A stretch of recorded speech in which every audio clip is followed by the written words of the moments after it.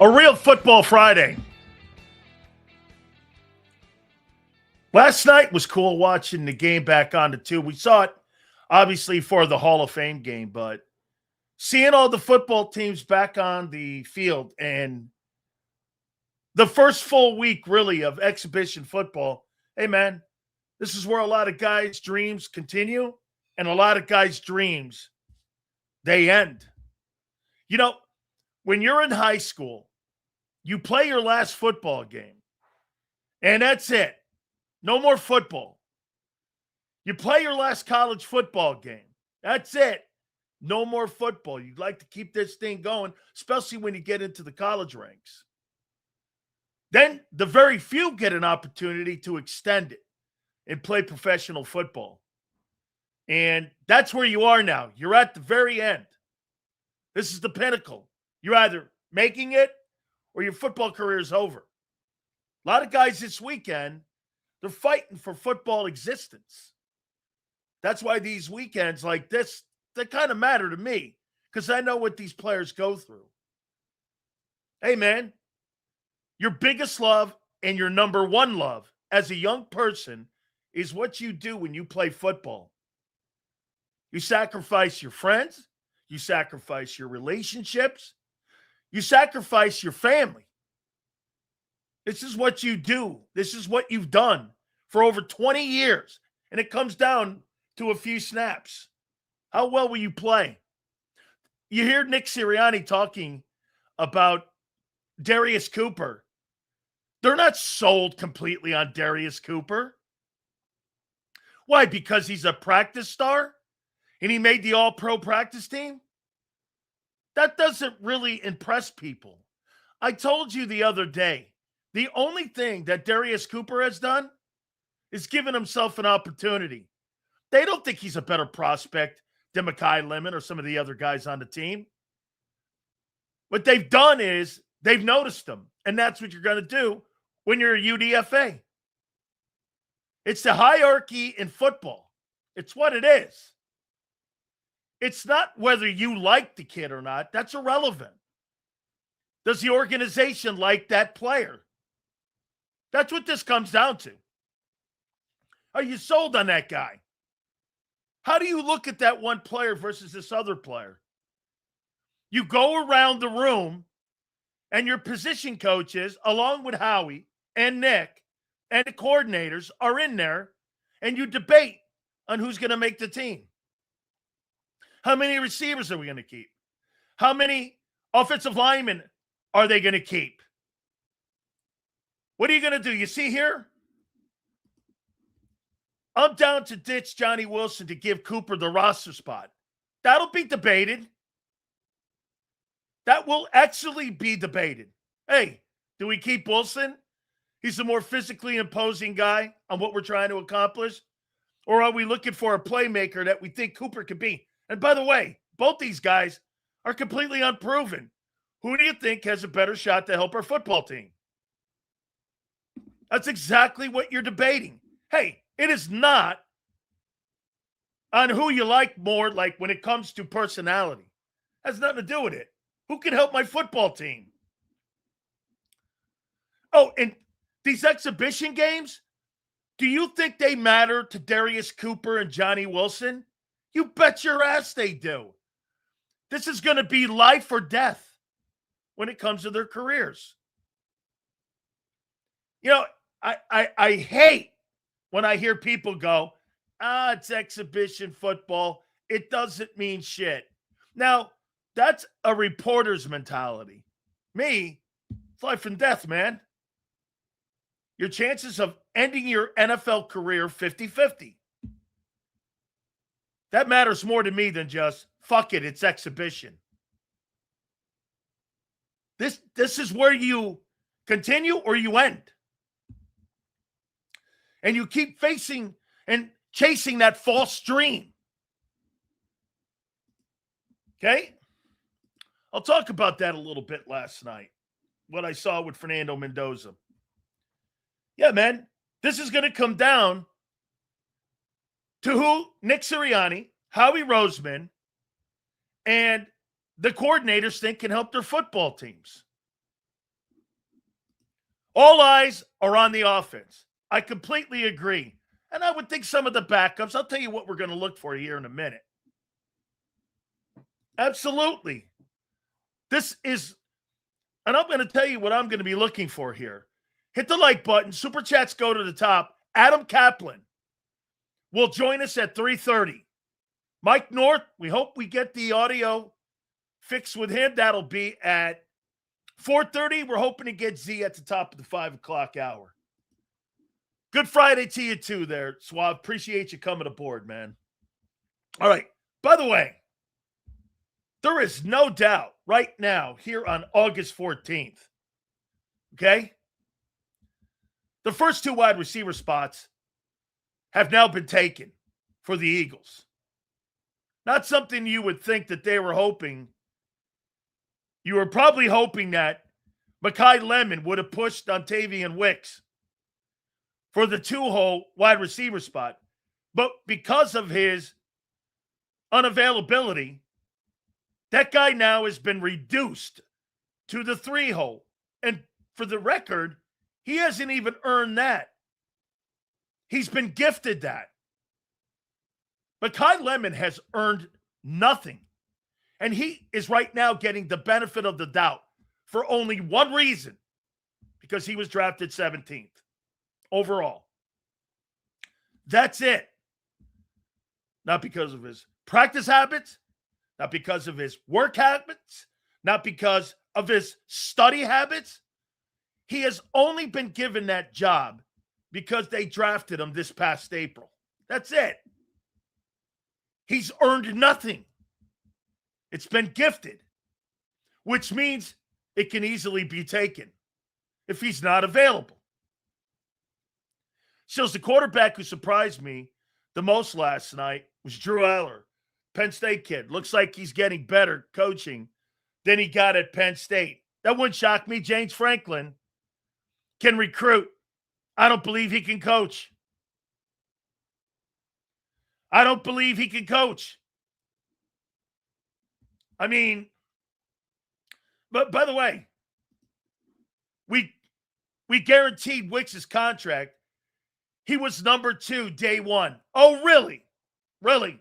How many people believe that Dontavian Wicks was the number 2 wide receiver from day freaking 1? After you just drafted a guy 17th, that's BS. You were hoping he was in the 3-hole and he was going to be your 3rd receiver and that Lemon would win the 2nd spot. Bullshit. You don't take a guy with a 1st-round premium pick and pray he's a guy who's going to come off the bench for you. Give me a break. Holy cow. I mean, the excuse machine's already beginning on Friday. Hey, dude, make the kid earn it, RC. Stop handing hall passes out. Sills, how does that dynamic affect the wide receiver room? Guys like Wicks and Cooper are probably looking at him sideways. No, they're not. You know the politics of the NFL as a player. It's not an Eagle thing. It's an NFL thing. So you know the politics of the NFL.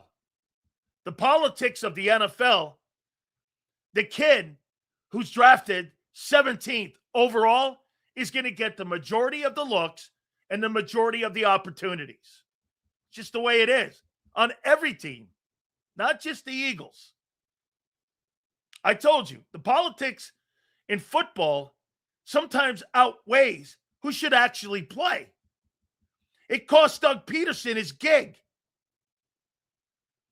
because Doug didn't feel that Howie should have that much control of his Sunday roster.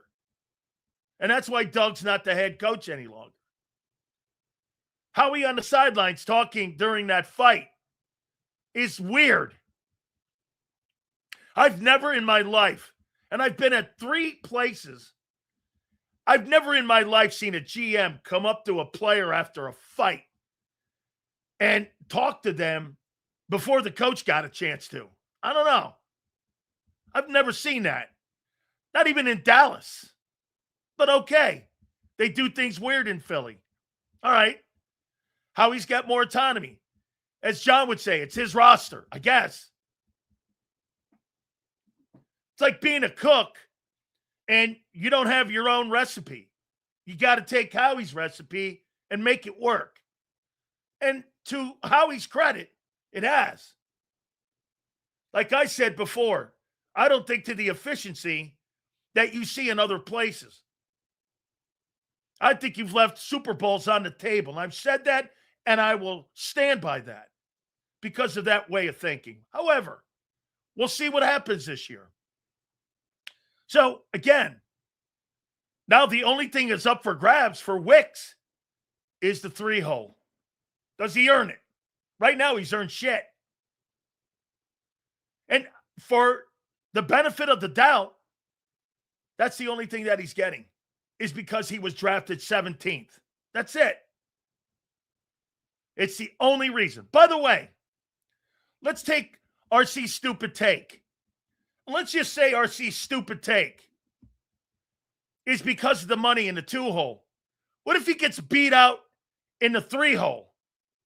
What would the excuse be then? If he doesn't start, RC, what will the excuse be? If he doesn't start, got beat up by Elijah Moore? Because why? They promised him that he'd get a look? What would be the reason? He's hurt, okay? Availability's part of it. You know what? Availability's part of it? Ask Nakobe Dean. Yeah, Cooper. If Cooper beats him out for the 3rd spot, can't wait to see what the excuse will be by this guy. Hey, dude, I don't care what. How would you know anything on how it works? You would know nothing. 3-hole doesn't matter. Don't go to that spot. Hey, wait a minute. They promised that this is a new offense and they're going to spread the ball around. How are you going to pick up the water for AJ's loss? You're going to have to go to other places on the roster, are you not? More tight end throws? More to the slot? Chosen. How are you going to improve your passing game? With Dontavian Wicks, which is a downgrade from AJ? How are you improving that? Oh, because Sean Mannion told you. I got it. Now, new offense. We'll see how that looks this weekend. All right, let's get to the topics. As we said, Eagles and Ravens. We're going to talk about what we're looking for here in a minute. The top 2 wideouts right now, pretty slam dunked. Dontavian Wicks and Devontae Smith are your number 1. Who wins that number 3 spot is yet to be remaining for the remaining organized team activities that you're going to have with the Patriots next week. The rest of the preseason, and it's going to be a battle between an undrafted player and the 17th pick for the 3 spot. Listen to what I just said. It's going to be a battle for wide receiver number 3 on who deserves it. Now, there's 2 different points here. If Lemon is standing up and he's got crutches and he can run with them, he's playing. No matter how much you like your guy. Doesn't matter. Darius Cooper can beat the kid out. And it won't matter. Won't matter. I can't wait for the Patriots joint practice. I can't wait for that week 2. Okay?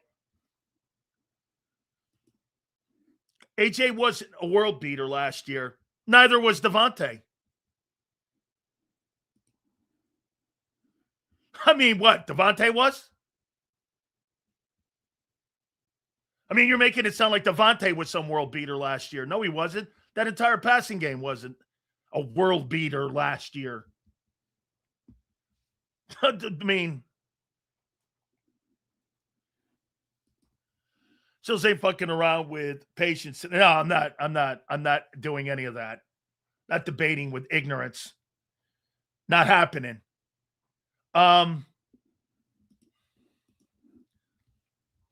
Sills, when the winning games and losing games is in the balance and lemon is tipping the scales, you got to take him out or keep him in.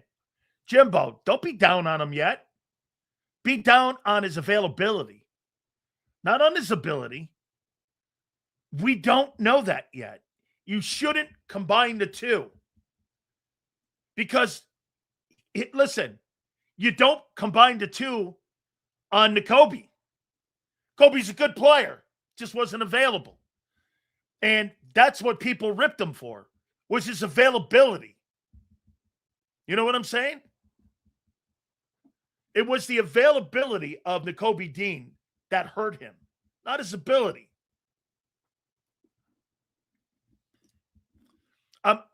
I'm not out on lemon at all. Okay, good. You shouldn't be. Brandon, don't say that. You'll hurt people's feelings. Let's see what he's. Okay. Get this. Comparing Lemon to Dean is wild as fuck. Why? They're hurt. And they're not available. And that's why Dean's not on the team. Nakobe Dean was a good football player. He was the captain of the defense. And he's not here because he wasn't available. And Lemon is not the 2 wide receiver number because he's not available. Plain and simple, guy. Seals, you think Jerome would have made the Hall of Fame? Not only do I think Jerome would have made the Hall of Fame, Jerome would have had 10 Pro Bowls. The University of Miami lost 2 players that should go and would have been first ballot Hall of Famers before their time. And that was Sean Taylor and Jerome Brown. Both those players would have went to the Pro Football Hall of Fame. First ballot. Smitty was pretty solid in games when AJ was out. I think he averaged 8 for set. Bro. Okay. Well, I don't think he was spectacular last year. And I don't think AJ was.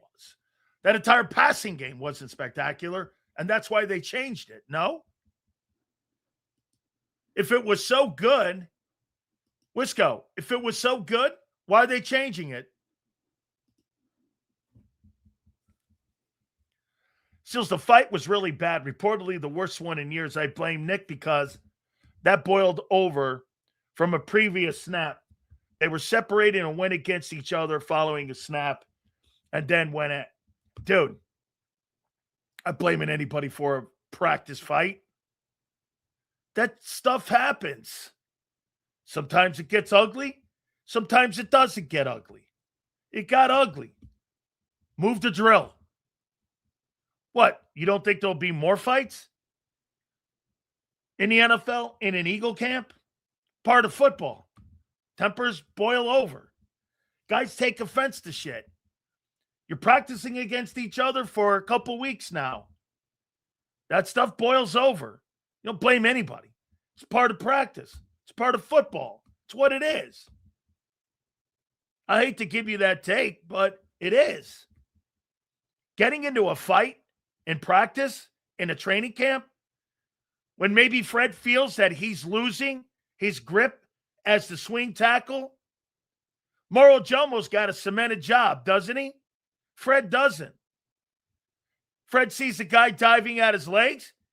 He's going to take offense to that, especially when you're supposed to be doing everything above your waist. Mauro Jomo's the asshole here, diving at his knees. The hell is that?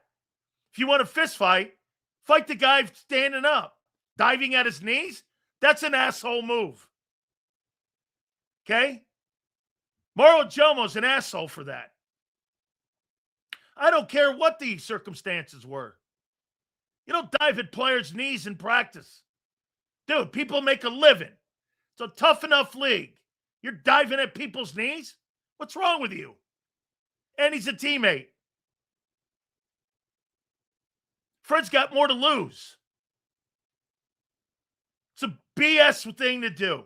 Hey, punching guys in the face and tackling guys and getting each other on the ground, that's one thing. Diving at somebody's knees, you're an asshole. That's an asshole move. Diving at somebody's knees. Fred punched him in the neck and then pancaked him after he knocked off balance by Kendall.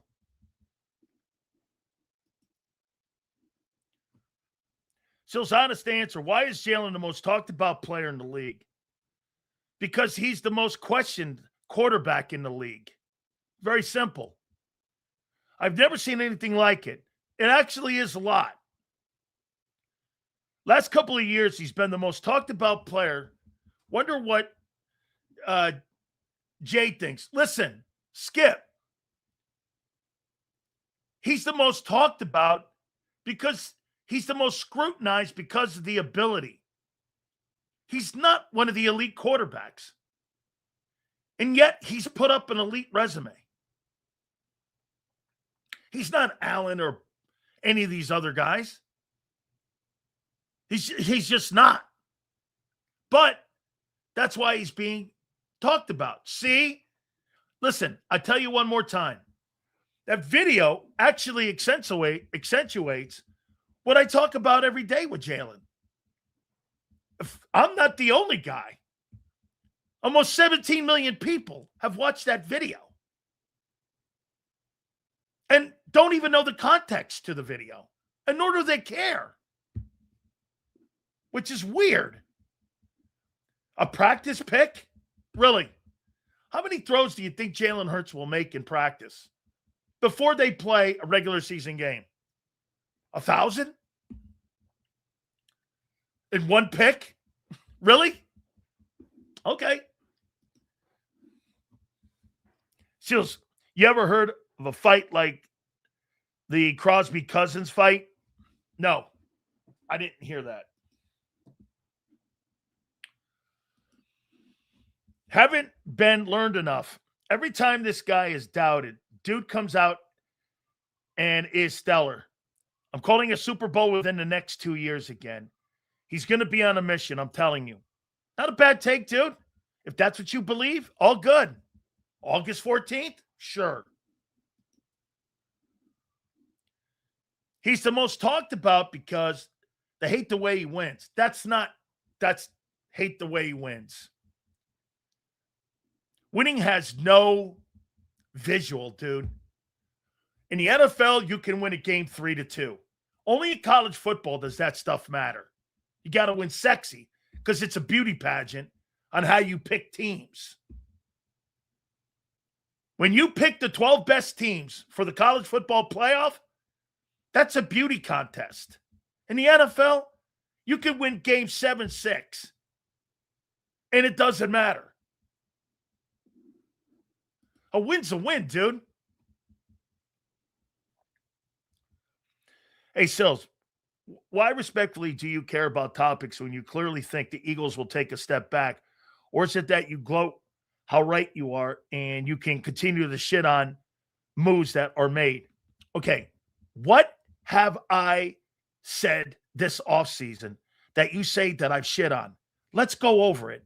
You hired again a first-year offensive coordinator, and it didn't work every time you've done that. That's a criticism. Thinking that the offensive line is going to come back to full health is, I think, a pipe dream. Jalen Hurts changing from a style of play from what he's done to win all those games to doing something different, I don't believe he can. That's not shitting. That's an opinion on what you're doing this coming season. And if you think that's shitting, so be it, guy. That's called a take. Me, I would have continued to do what you were doing. Your floor was 11 wins. With that style of play, your floor was 11 wins. 11. You won a division title back to back for the first time in 21 years. You got to the playoffs again, and you want to change it. I don't believe that's a good strategy. If you don't like it and think that shit talking, then guess what? We'll find out.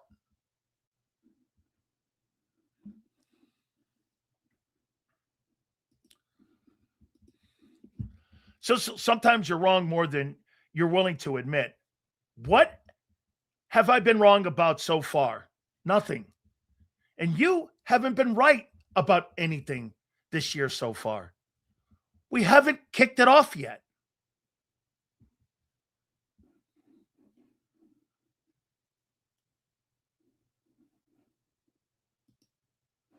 Sills, don't flip-flop because you said they can't win with the style of offense that they were playing last year. Listen, they proved they can win. Now they're flip-flopping themselves and doing something different. Man, holy cow. You guys have no idea what sports is. There's no such thing. Players excel, players get worse. Players get better, players don't. Teams get better, teams get worse. There's no set take, guy. In anybody's career. Donovan McNabb was a Hall of Fame player early in his career. He played himself out of the Hall of Fame.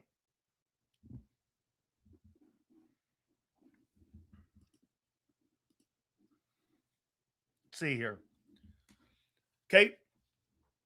Let's see here. James, take a look at this here with Jaden Daniels.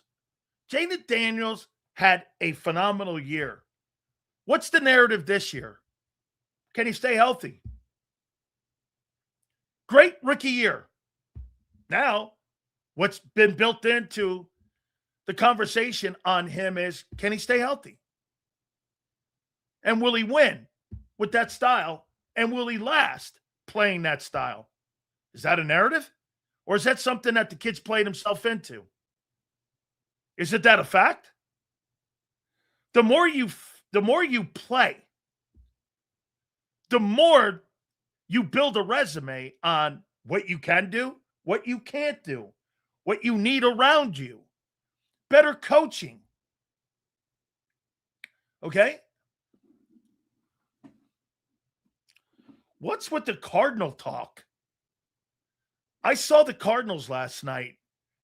That franchise is so bad that it's mind-numbing how far away they are from being 500. You see this guy?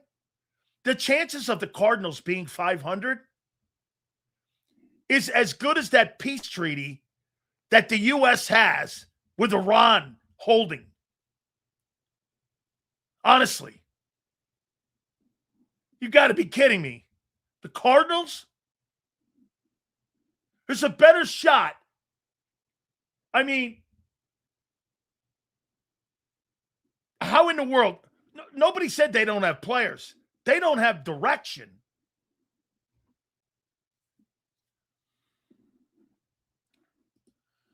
Last year, they said the pass game sucked. It did. Now the Eagles changed their offense. They're saying, why are you changing? No. I said the offense and passing game will never be good. Why are you changing what you're doing now? I've always said your passing game stunk. And now you're changing it to being a prolific passing West Coast offense. Hey, Killa, I'm not debating idiots today. Not in the mood for it. For the record, Sills, I never said you were wrong on anything. I just asked a question on your motive. There's no motive, dude. I don't have a motive here. I don't have a motive. There's no motive. What do you think? I have a plan? There's some strategic plan I have? Okay. No direction. What has Nick done? I think that's kind of self-explanatory. Hey, what has Nick done? Name me a coach you've ever had that was worth the shit. Who? Bruce Arians? And then who? Name me one coach in Arizona in the last 40 years that was worth the shit in Arizona.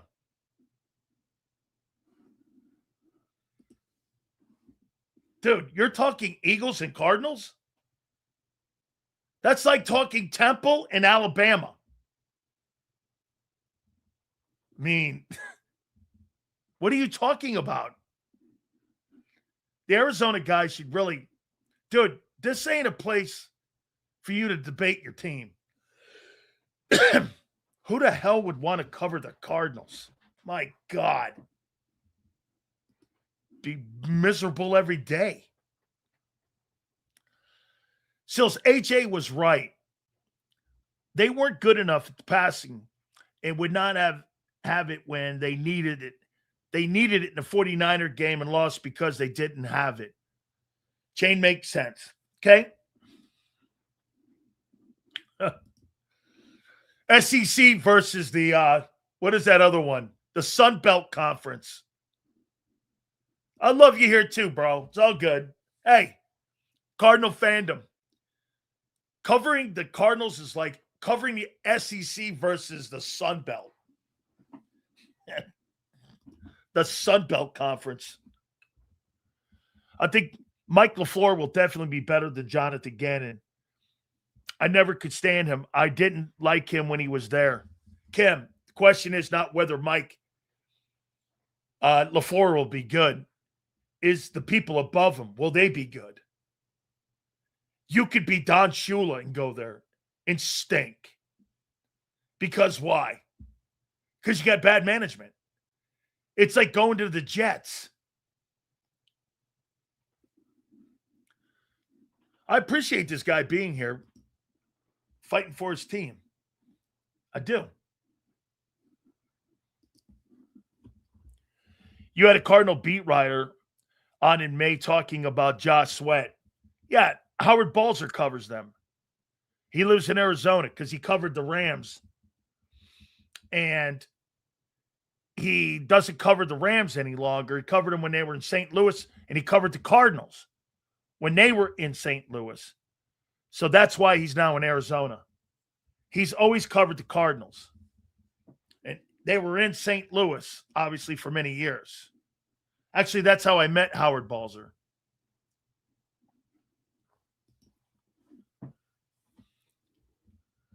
Hey, Sills, would you rather cover the Arizona Cardinals or the Passaic football team? Give me the Passaic football team. I know that's where I believe Ironhead came from. Sills, you hear Bosa has tendonitis? I'll tell you what, you talk about an injury-plagued organization. Man, whatever they do out there in San Francisco, that's like a walking mash unit. They're always hurt. Always. All right. So what am I going to be looking at this weekend? Let me pull up the roster here. And I'll tell you exactly what I'll be watching. By the way, I look at exhibition football, and I use John as an example because John's a beat writer. John's like every other beat writer. I get it. He doesn't think shit of exhibition football. Okay? I don't care about the scoreboard. I care about the on-field scoreboard.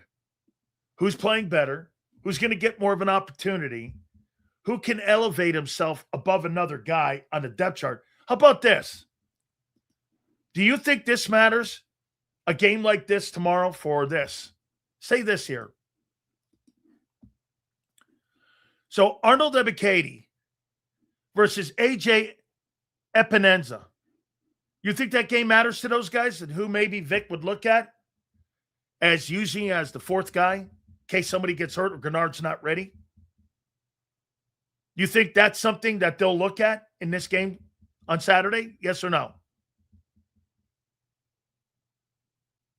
Do you think That's something they'll look at.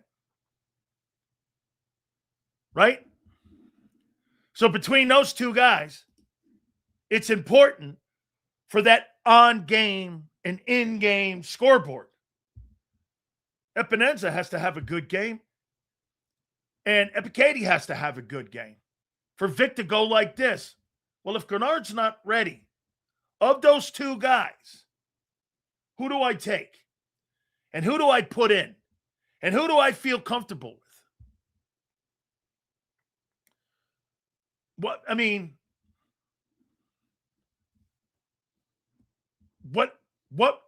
How that works out.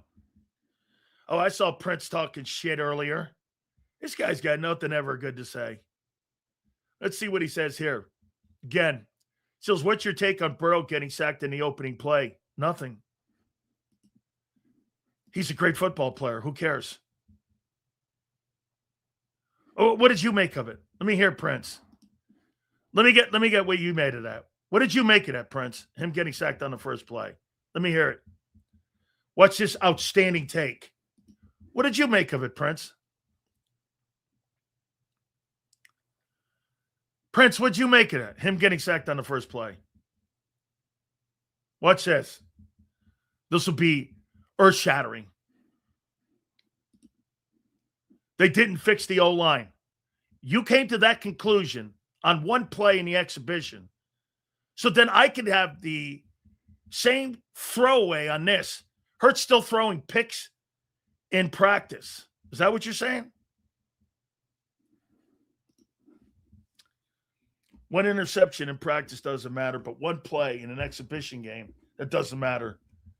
They didn't fix the O-line, which they probably didn't, because it is Cincinnati. Sills, I would have traded for Sweat instead of Grenard. At least Sweat is available and knows the system. Who says he's available? I've heard Arizona say he's not. I think they still got him on the PUP list, though. Dude, Walter Nolan is a really good football player. He was a really great player at Ole Miss. Okay? Who would be shocked that guy's who we thought he was on draft day? I thought that would be one of the guys that maybe the Eagles would go after, but Walter Nolan can play. Walter Nolan, see here. Oh, now what? Let me guess. Now you're a mind reader on how I feel because you know me so well.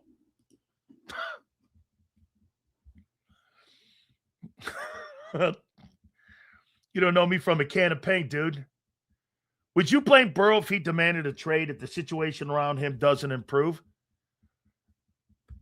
Dude, no. That's what LeBron James did in Cleveland. LeBron James didn't think that the Cleveland Cavaliers were building a good basketball team around him and that he had to carry him. So he demanded to be traded.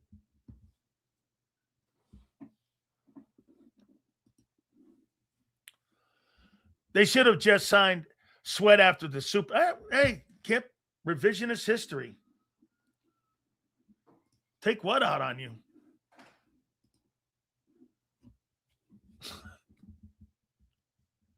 Nolan Smith is my biggest disappointment. We're going to get to that. Yeah. I think they shop him before the season. Okay, so let's go there with that. How many people in here believe this now? That Jalyx Hunt has become and has beat out Nolan Smith as a more important football player on Vic's roster.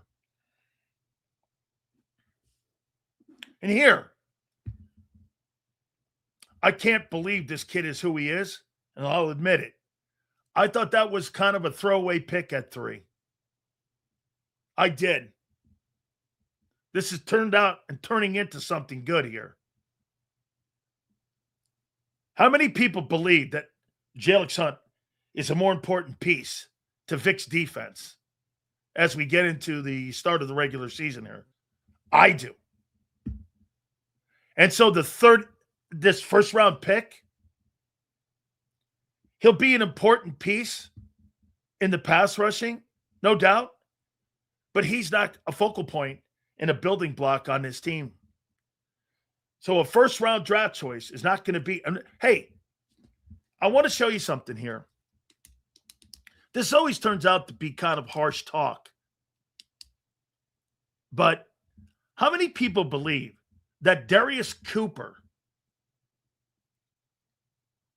is not getting a fair shot at starting in the number 3 spot because the Eagles drafted Mekhi Lemon 17th overall? How many people believe that? I do. That Cooper's not going to get a fair look to be the opening day starter because they drafted Mekhi Lemon in the first round. Okay. Well, that's not a 20th overall. Thank you. Okay. We all look at it like that. That Darius Cooper is not going to get a fair look to start. Politics of the league. Jalyx Hunt here. Jalyx Hunt. If Jalyx Hunt was a first-round pick, Nolan Smith wouldn't be on the team anymore. But because Nolan Smith is a first pick, he's getting more opportunity. He's not a better player. Hunt's past him. In my opinion, he's past him. And he's elevated. He shows up every day. Led the team in sacks, interceptions a year ago. He's around the ball. He's a ball hawk. He needs to improve on his run defense more. Sure. His durability is good. Really good compared to the other guy. But Nolan Smith is still going to get the chance. If Jonathan Grenard was healthy, Nolan Smith would still start over Jalyx Hunt. Why? Because Nolan Smith's a first-round pick. That's how the Eagles operate. Now, the asterisk in this is Vic. Vic is the asterisk. But how many times does he tell you, hey, that's a Howie thing? So that's going to be interesting. And let me tell you this. If you get Nolan Smith and Jalyx Hunt in that opener, and those are your 2 edge rushers, the guy who's more productive until Gennard comes back, there's going to be your starter. Or maybe not because of the politics. You'll find out your politics in your organization. If Hunt plays 3 games and outplays Nolan Smith and Gennard comes back, I'll bet you anything they start Smith. It's the same reason that Cooper won't be the opening day starter at wide receiver 3. The politics of the game. It's a thing. It's a thing. Jalyx Hunt's going to need the entire season for the Eagles to move completely off of Nolan Smith. If he has kind of a decent year, Smith will probably be on the team at 27. If Hunt has an exceptional year, there's no way in hell Nolan Smith's on that football team. They'll move him in the offseason.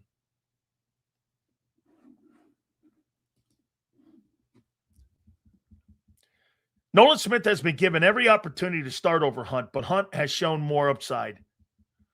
You're not, again, add into politics now.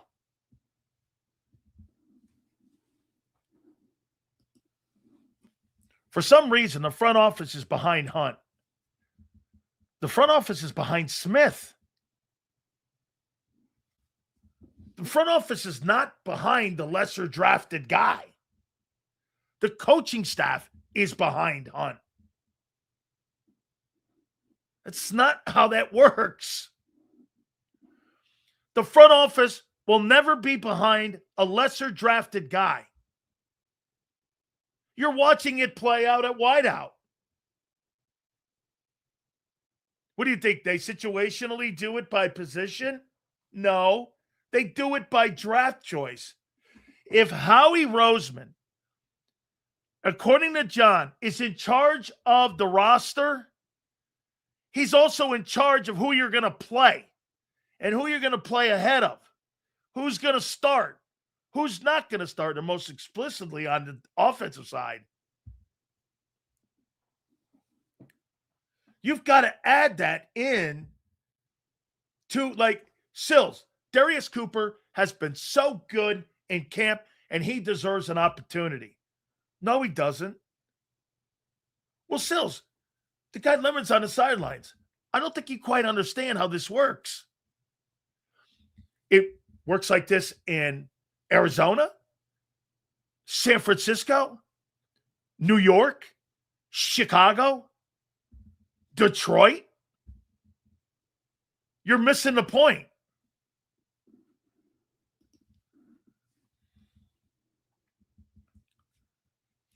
I think Hunt will be in front of Nolan on the depth chart as the season wears down, depending on what Grenard is.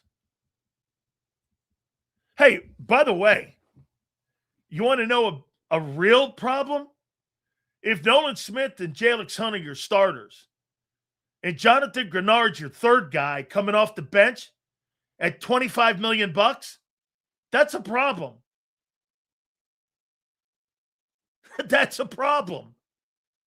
If that guy turns into like low reps for the first part of the season and he's not very productive, and you've got to put Smith and Hunt out there in front of him, that's not a good sign. That's not a good sign this offseason. If that plays out like that, and I'm not saying it will, but if that plays out like that, guy's been missing too. He's MIA. Now, of all the guys hurt, him and Smith, Devontae Smith, those guys are pros. They should be able to get back onto a field and know how to prep themselves for an upcoming season. So you're not really worried about guys like that.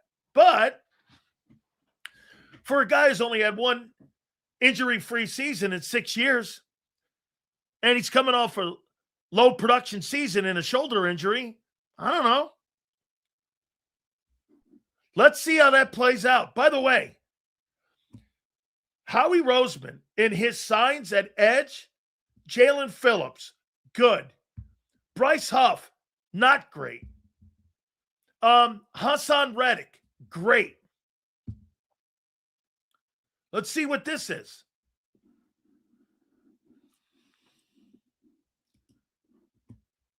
That's Grenard spots to lose with that contract. If he's healthy, he better not be getting outplayed. Yeah. Yes.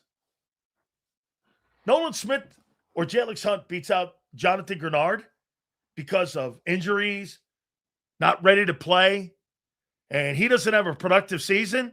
That won't be a very good sign.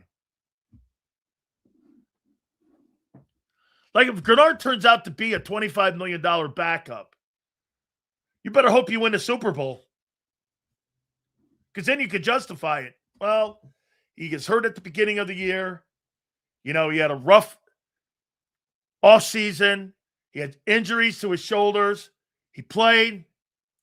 You know, he still contributed. And we'll see what he does next year. So you could go down that lane. You could go down there. Yeah. I think Jalyx Hunt has turned out to be more of a important player in Vic's piece as you go forward here and as you're going to build your football team. To me, Jonathan Grenard, Jalyx Hunt, Smith as your rotation piece, Milton or Amaro Jomo, Jalen Carter, and Davis. It's a pretty good front. Big Marsh. Another Nakobe Dean situation. Don't get used to Smith. He won't be here. Well, in my opinion, Marsh, I think Hunt's out. I think he's elevated himself above him now. If you're being honest with yourselves, if you're the Eagle organization, the only thing that is still in Smith's favor is that he was a 1. Howie's got to justify that. Hey, remember something. Howie Roseman, he's going to be able to justify that 1 not working with this. Well, Hunt covered. He covered that 1. Yeah, that's how you look at it. Like I told you about what they did with RG3. That same draft. I believe in the same draft. Kyle, fact check me on this. I believe in that same draft that they got RG3. I think they got Kirk Cousins, like in the 5th round, because they hedged their bets. That was Mike Shanahan, I believe.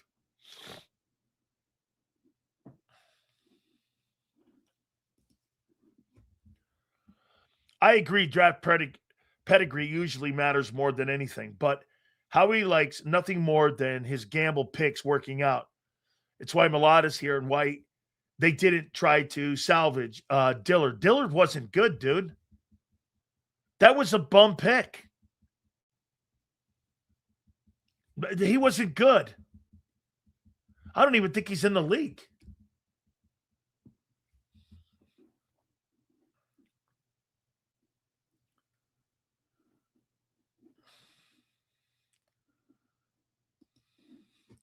He says, I must say MLB can't compete with the NFL, but watching the Hall of Famers walk out of the cornfield almost made me cry. MLB did a good job. Yeah, that Field of Dreams game is one of the best things that they do. When baseball goes back to doing stuff like that, that's the kind of stuff that makes Major League Baseball really, it's romantic when you see stuff like that. Baseball's got so much great history. And when they go into using the history of the sport like that, it is an iconic moment. I think that Field of Dreams game, to me, is a better watch than the All-Star game. I like that stuff, man. I mean, it's exactly right. They put a TV show on, and what they're doing is they're using the game of baseball with a movie theme. And then you're bringing out the legendary names. I mean, you can't get away from that. I mean, everybody is going to watch that, and you're like, God dang. And you're seeing all these legendary names walk out.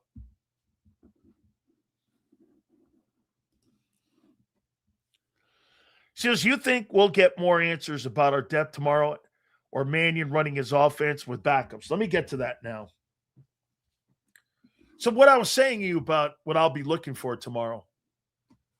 Here's what I'll be looking for player-wise. I don't believe they'll put a Jomo, Davis, and Carter in. They may. I want to see what Ty Robinson looks like if he's improved. He was terrible last year. I want to see more Byron Young, Epicadi, Epinenza. I want to see what Trotter looks like. Okay, now remember something. You may hear Trotter look great in camp. And then why would Trotter not look good in a game against Baltimore? Anybody?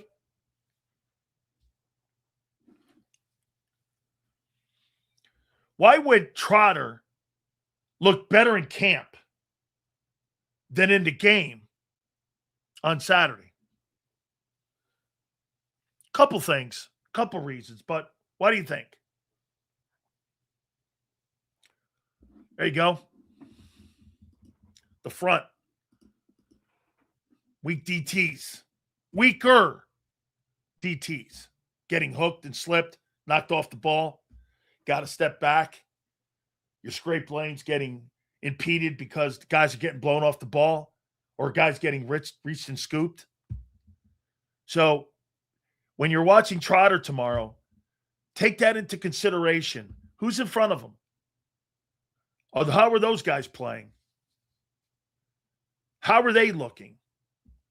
Okay, so keep that in mind with him when you're looking at Trotter and Munden tomorrow. Or, yes, tomorrow. I'd like to see Mac McWilliams.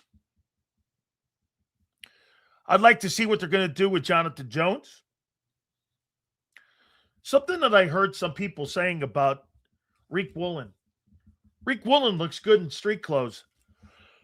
Get him on the field. Let's see what he plays like. Let's see how he looks. A couple things people have been saying about him, like translating to the field. I don't think you'll see DeJean or Q. Both those guys were on the sidelines yesterday. Want to see Michael Carter. I wonder if they'll put Jahad Campbell in. I bet you Vic plays him a little. Doubt you'll see Campbell. You're going to see Nolan Smith. Because they want to see Nolan Smith. I would think. Thank you, my friend Mikey. Big Sills reports are saying Wicks and Cooper are stepping up as receivers. Wicks is going to play. Cooper may get reps during the coming season. Chances of him starting are 0. Watching Trotter on tomorrow, just look at his placement where he is on every play. If he's in the right spots, that's all. Marsh, see if he has false steps. You know what a lot of guys will do? They'll make a false step because of a read. They're not reading their keys. And I think that's what you're talking about, how he fits. Watch the fits. Yes. Offensively, Willie Lampkin, Drew Kendall, Markel Bell. Here's the battle in the O-line. Markel Bell or Fred Johnson? Who's going to be the swing tackle? How important has Drew Kendall become this year? If you got an injury at center or you got an injury at guard, how important has Kendall become? Does Kendall pick up that role of being a guy who could go in? Landon Dickerson said they played basically him and Cam with injuries, and they shouldn't have. Okay? Conditioning will be something to watch. Most guys get hurt because lack of conditioning. I hear Nick saying that they do a lot of running before and after practice. So I don't know if conditioning is going to be an issue. Now, the most important ones. I want to see how Sean Mannion gets in and out of plays. Keep an eye on this. When you're on the sideline, and this is why I say Andy Dalton starts, to get the offense and to see the offense. If Tanner McKee starts, does Tanner McKee have a grip on this Green Bay offense? Does he know what he's doing in this Green Bay offense? I think the guy who starts is the guy with the most knowledge, not the most talent. I'd rather have a quarterback get me in and out of plays on time than a quarterback who can't get me in and out of plays on time, who might be more talented, but still going to take pre-snap penalties. Illegal procedure, offsides, motion issues, all of that. Who gives you the better shot at running a clean operation? McKee or Andy Dalton? That's what a coordinator's looking at. Coordinator's not looking at who the more talented guy is. Who gets me in and out of plays with less problem on pre-snap? Get to the line of scrimmage. All of a sudden, I got an audible because there's an odd front. Odd. That's going to check the pass protection. Fan. Odd. They slid. And the quarterback's got to change that. Then you on the defensive side have to adjust to that as well. Base. And you have to know all this within inside of 15 seconds when they turn that thing off. So, what you have to know is who gets you out of that and who gets you into a clean operation more. Tanner McKee or Andy Dalton. Responsibility of lining up on time, lining up in the right position. That takes no ability except for what? Preparation, understanding the offense, having played in it, having excelled in it. Who gives you the better chance? Now, if they just want to see McKee and throw him in there, the whole thing could be a train wreck. Keep an eye on pre-snap, how many penalties they got on illegal procedure, offense. How about the play coming in on time? Does the play come in on time? Does he get to the huddle and he's got 20 seconds in the huddle, snaps the huddle, gets to the line of scrimmage before the earpiece goes out? 25-second shot clock for you. Does he get a chance to get to that line of scrimmage, to hike the ball before 5 seconds as well? Because you want to take that clock down as much as possible to keep that defense in the defensive set on what they're playing. Because what you don't want to do is snap the ball at 10. And all of a sudden you got a post-snap coverage change. That benefits the defense. That snap count that the quarterback does is so important on defensive schemes and setting coverages. That's why Peyton Manning used to get down to 5 seconds. And Jonathan Vilma would tell you, he'd get down to 5 seconds, and as soon as he got to 5 seconds, set! Vilma would change the defense with 5 seconds left after that because Manning had to get the ball off. It's a chess game. So you're going to watch Mannion on how he operates. Is he going to give him 2 plays, 3 plays? How is he going to use his timeouts? See if they're going to be what kind of plays they run on first and second down. And then watch Chris Cooper's guys. How many times are they going to attempt that stretch run? And those stretch runs. Thank you, guys. Appreciate it. And again, how many times and where are you going with the slot? Are you going to be more active in the slot? Are there going to be more checkdowns? More threatening to the middle of the field? Keep an eye on how many passes go inside the hash marks. See, you guys look at the game differently than I do. I look at what they're trying to accomplish. What they're going to try to accomplish, they're not going to show plays. But what you have to do is show Sean Mannion knows what he's doing situationally. And here's something else. You don't have to unzip your fly and show your playbook. What you do have to show is, all right, Sean, you're in 3rd and 4. What's your play you're going to run here? A base run? Because you don't want to show anything? We'll know that. He just ran something because he didn't want to show the playbook. If you see him run a base run on 3rd and 4, that's okay. That's smart. He's hiding the playbook, and if they get it or they don't, it's not a big deal. But they practice the zone run, okay? How about when you're in 3rd and 11? What's he throw? Is he going to throw to the middle of the field? To the numbers? Is he going to throw a check down? I'd rather see a check down in this game on 3rd and 11 against the Ravens than throwing for the numbers. Even if it doesn't succeed. They threw checkdowns. You put Barkley in that role instead of putting Will Shipley in that role? I'll take my shot with Barkley. That's what I would want to see. And remember, every time they throw a play, put the starter in. Oh, they ran a nice seam route. And put Devontae in there instead of Elijah Moore. Think about what that would look like with Devontae Smith running that seam route. And go, well, Smitty's going to get a better release than what Elijah Moore did. He got jammed at the line there. Smitty's going to get off the line better than that. And he's a better route runner.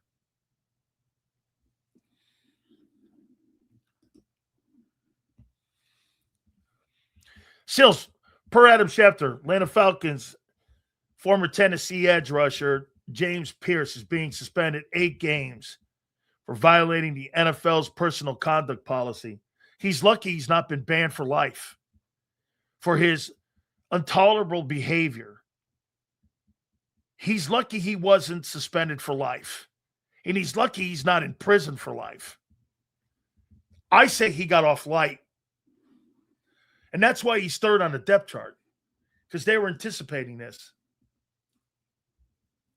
I'm sorry, Sills, but I think QB1 needs some live reps, and that's why I like about Andy. Here, I just don't believe they're going to put him in there. I think they're going to take those organized team scrimmages, and they're going to evaluate more from that than they are from these games. And, I mean, I just think they're going to – I think the Patriot game or the Patriot practice next week is when he's going to get full opportunity to see, quality reps, Jalen Hurts, in this offense. You're not – in those team – I don't believe you tackle to the ground in those team practices. So, yeah, they don't want anybody injured.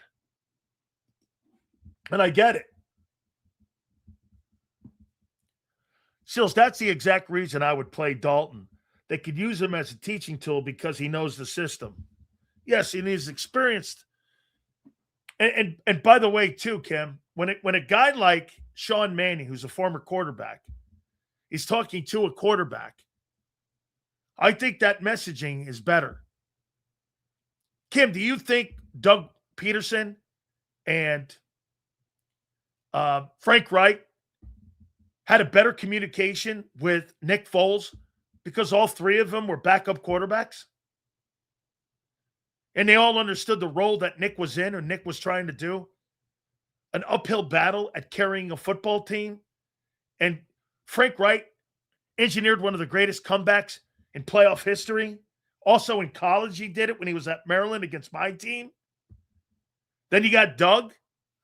I mean, I think that communication between a former player and a current player, I think that's beneficial on how you talk to one another.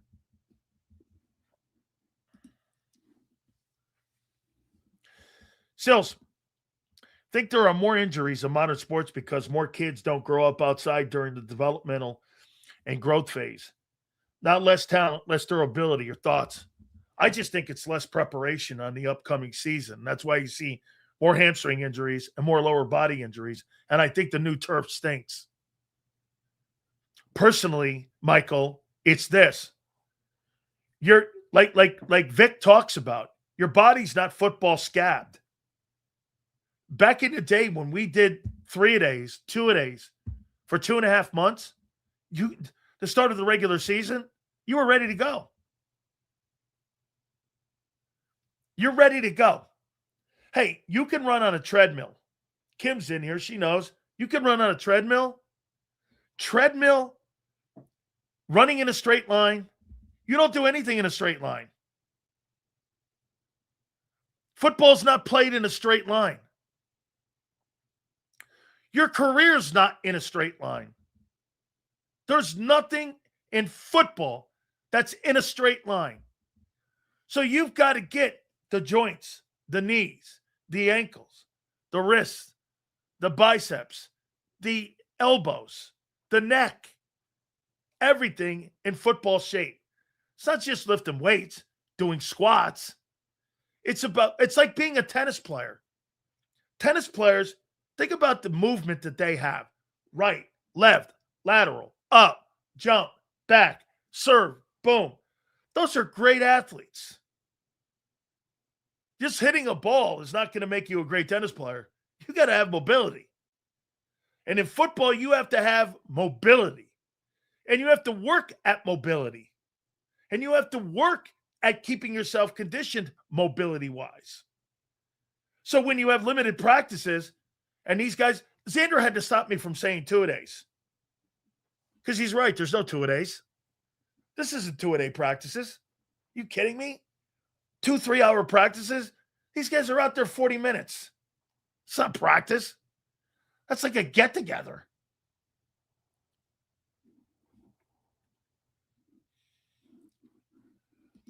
It's a good question. Sills, if you played today, how do you think you'd do? Well, I know I'd make every football team I ever tried out for. Twice I was the last player cut, and we only kept 47 players. Now 70 players make a team. I don't know. I don't know if I'd be a great player, but I'd be on a roster. I mean, 70 ball players versus 47 when I played. I mean, you figure it out. Hey, and I'm glad these guys got more jobs. I think that's great. 70 players make a ball team, counting the practice squad.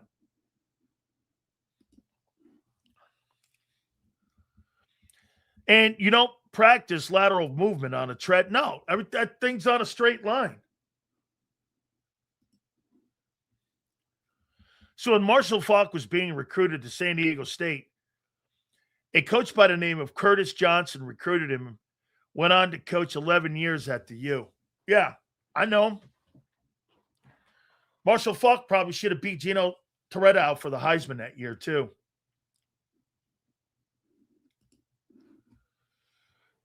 Practices used to be so intense, the game was easy by comparison, especially from an energy standpoint and a conditioning standpoint. Do you know how hard it was for a guy like Jordan Davis? Hey, get this. Do you think there would be, if Jalen Carter played in the 1980s and 90s, do you think there'd be a weight requirement in his contract or workout requirement in his contract? No. You know what the coaches would do? They got him for 2 months. They're going to whip his ass into shape. 2 3-hour practices during two-a-days. By the time the season came, be no need for no conditioning parts in your contract. Because his ass would be in shape. There was no need for weight requirements in your contract. What up, Sills? Just joining. Thank you, my friend. Been planning my stream. Burrow's hurt again. I saw the foot. There's no way I take him over Hurts. Debate's done. It's over. Best of it. Yes. Yes. Yes. No question. But that Burrow injury is not that serious. Thank you, my friend. Appreciate it.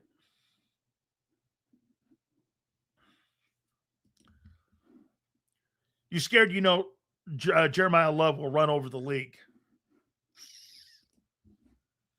That's pretty brave sitting there saying that with that shitty O-line of yours. But he looked pretty good last night. Oh, by the way, I do want to bring this up. So I watched Fernando Mendoza and I watched Carson Beck the previous week learn a new offense, learn the NFL system, and they played pretty well in their game. I heard John say this. We got to put in context who they're playing against. So they look better with lesser talent around them. I take that as something really, as a high compliment for those players.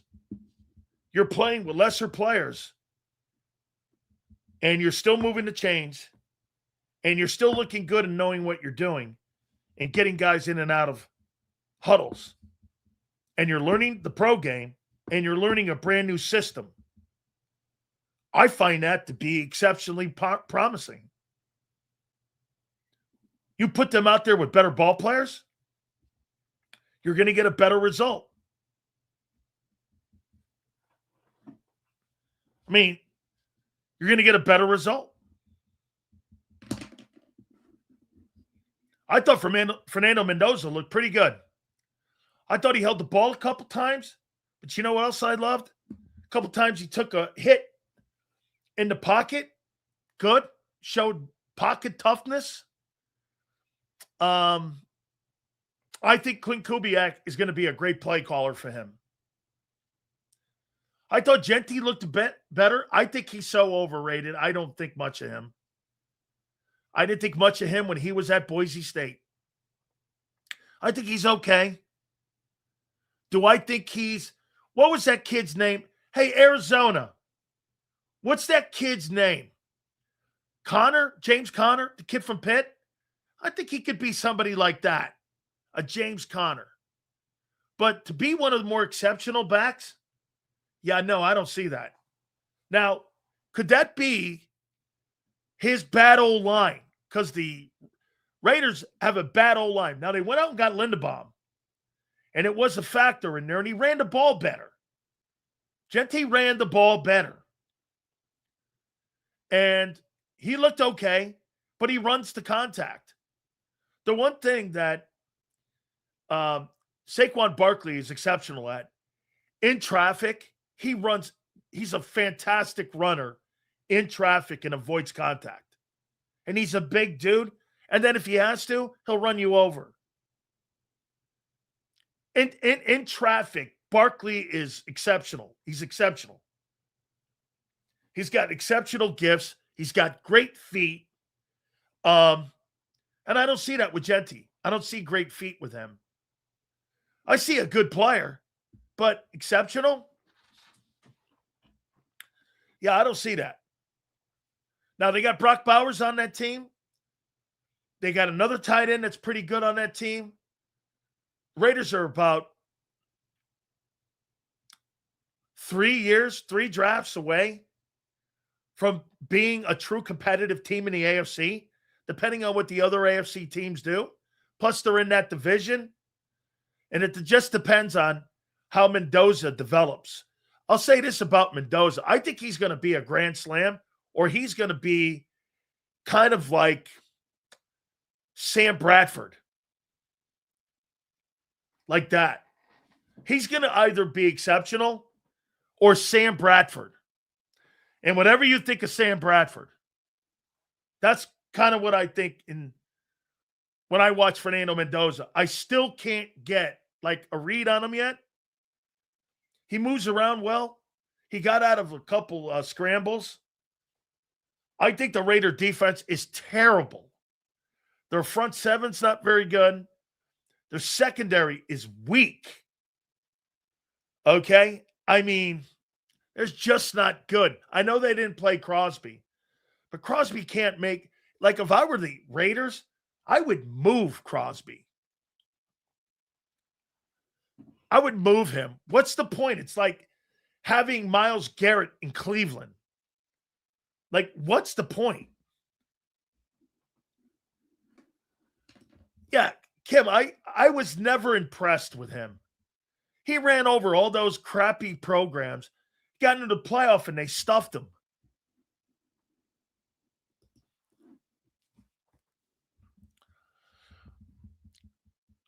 What do you think these trash franchises, Cardinals, Browns, Jets, etc., can do to get out of the slump? What can they learn from the other clubs to be respectful, let alone winning teams? It's getting bad. Okay, well, let's take a look at this. Cardinals, awful GM. Browns, awful owner. Jets, awful owner. Every one of those teams have awful owners. Cardinals, the Bidwells, Haslam, and Woody Johnson. It all starts at putting people in positions of football and where the importance is with finances and also with football people. Now, what's made Howie get better, Howie's evolving into a better personnel guy because he came from the money side. Howie wasn't a personnel guy. Howie was a money guy. And he's evolving into a personnel guy. I think Andrew Berry is okay, but when you got an owner like Jimmy Haslam, How are you going to make any quality moves when you got an owner that's knee-jerk reaction? And let's face it. Jimmy Haslam is the owner of the Milwaukee Bucks. He didn't want to trade with the Boston Celtics. He didn't want to trade Giannis because he just didn't want to trade him because he didn't like him, even though Boston offered him more. Don't you try to make your football team and your basketball team better? And the Jets are the Jets. Yeah, but coaching bootleg, that all starts from ownership. That starts at the top.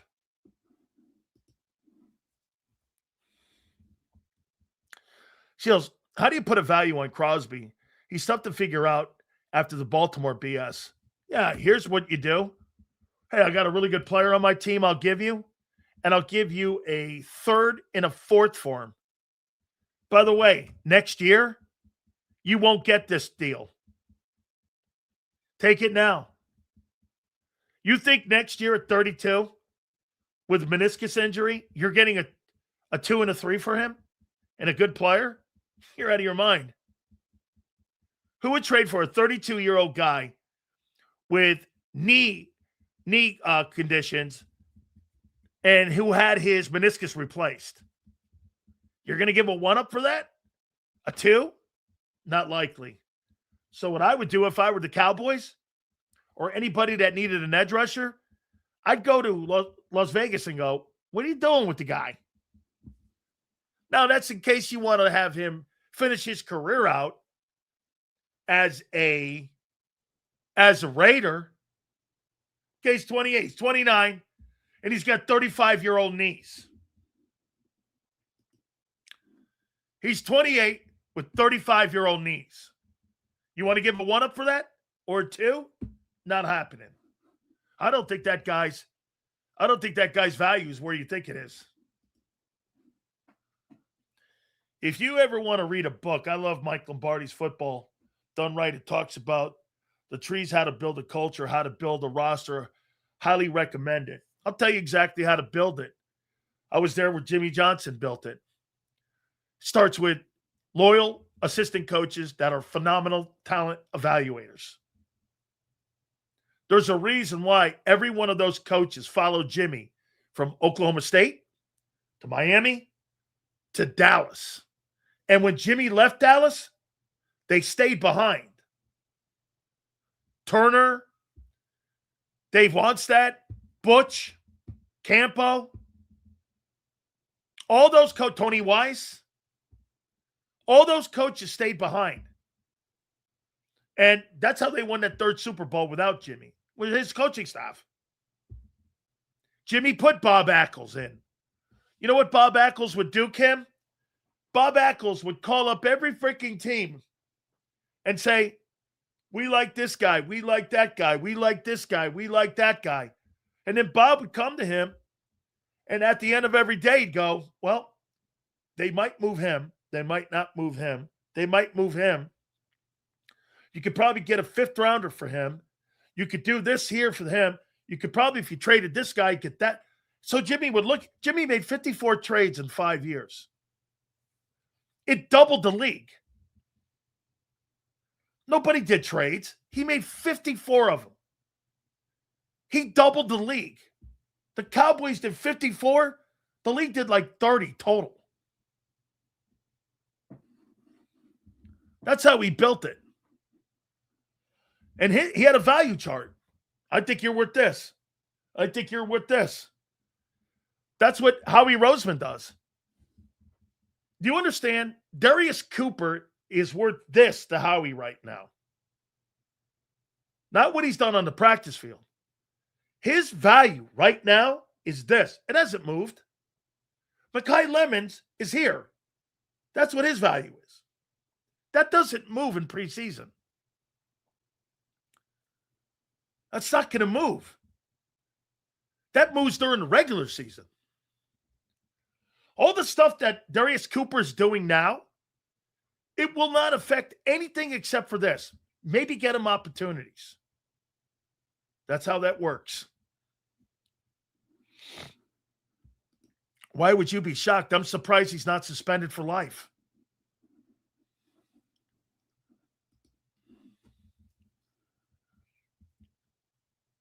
Hollywood Brown is out.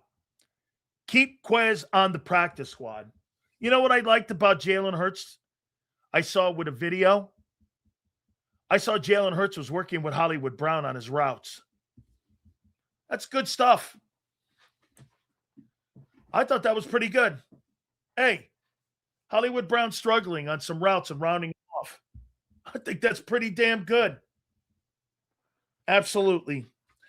So, folks, many of you watch these exhibition games, and you don't really see, like, Ebiketie and Epinenza.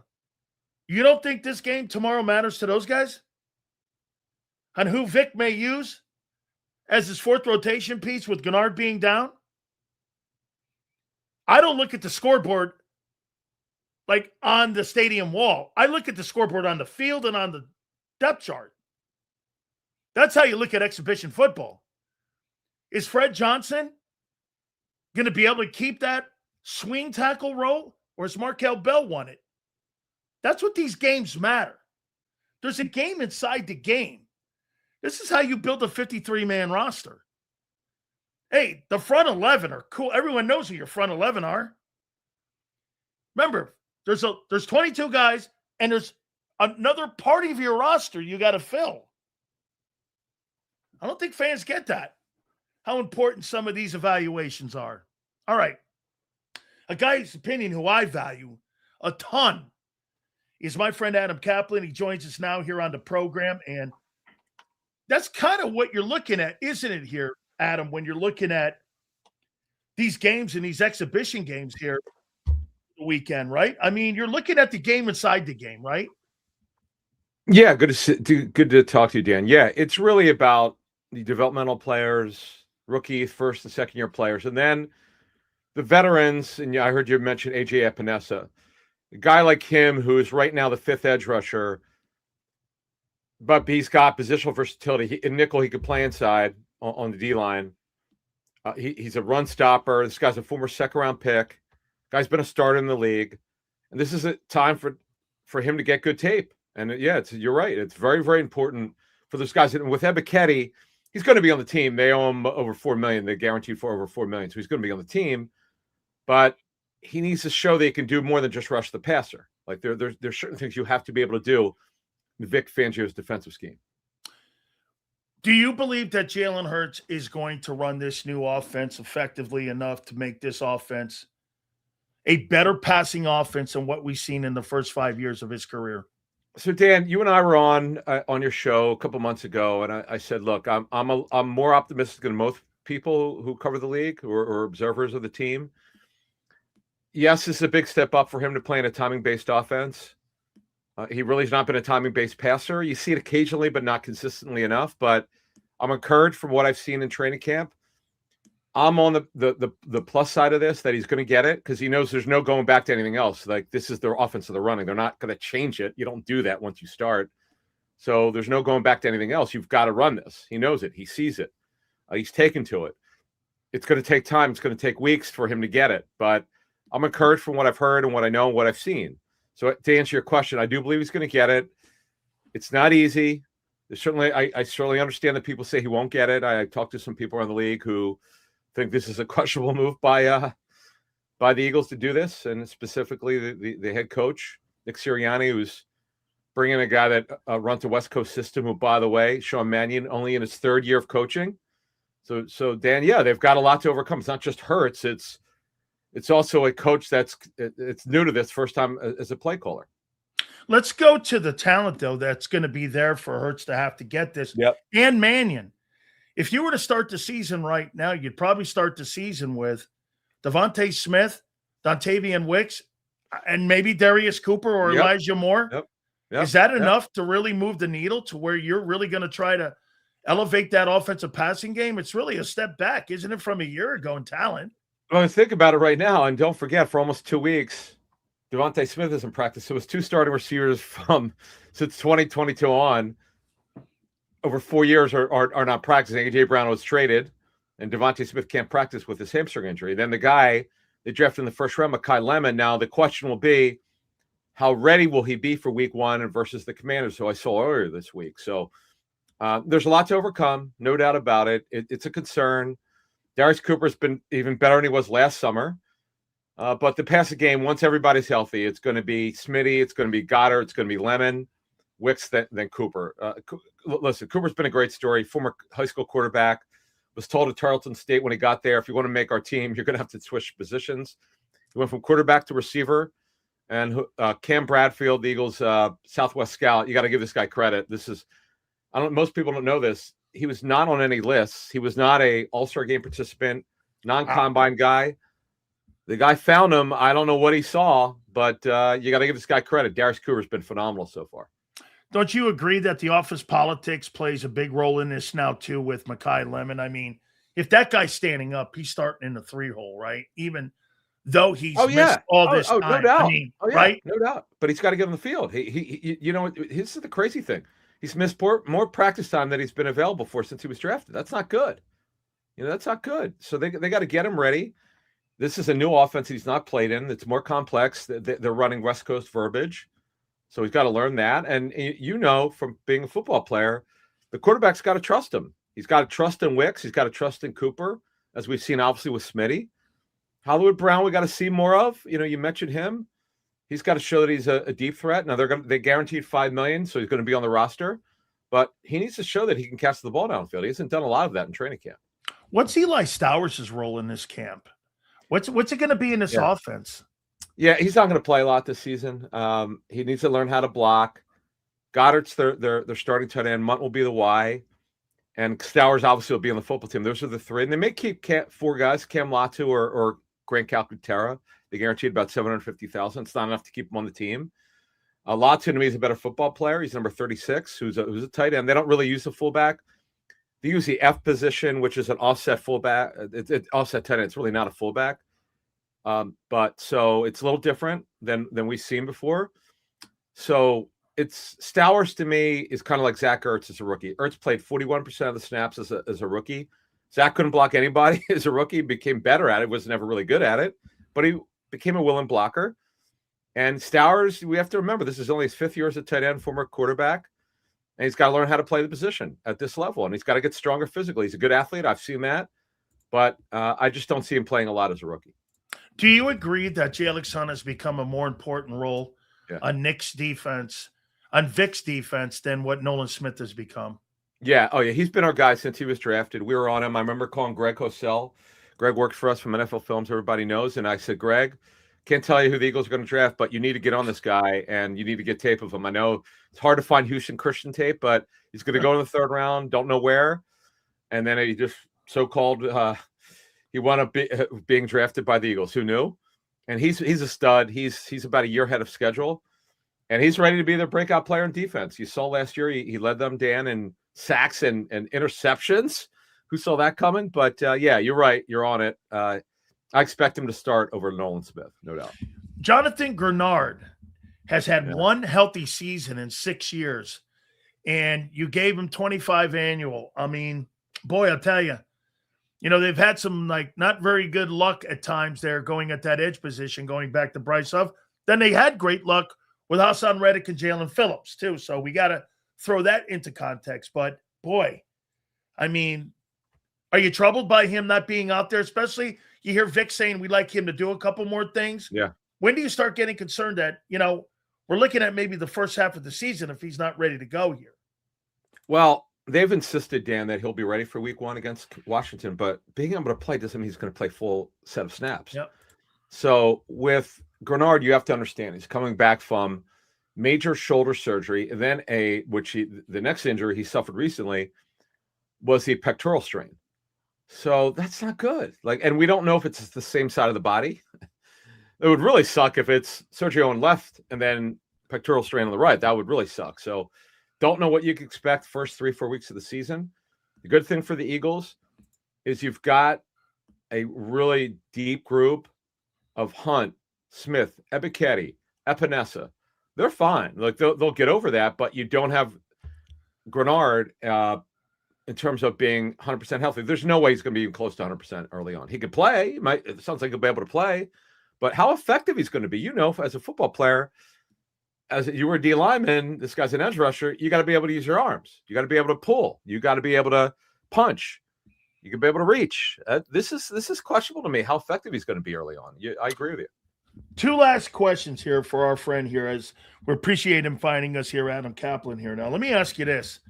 16.5 million people watched Jalen Hurts throw an interception. I've never seen more of an obnoxious thing in my entire life. How many passes do you think a quarterback throws in training camp? 1,000?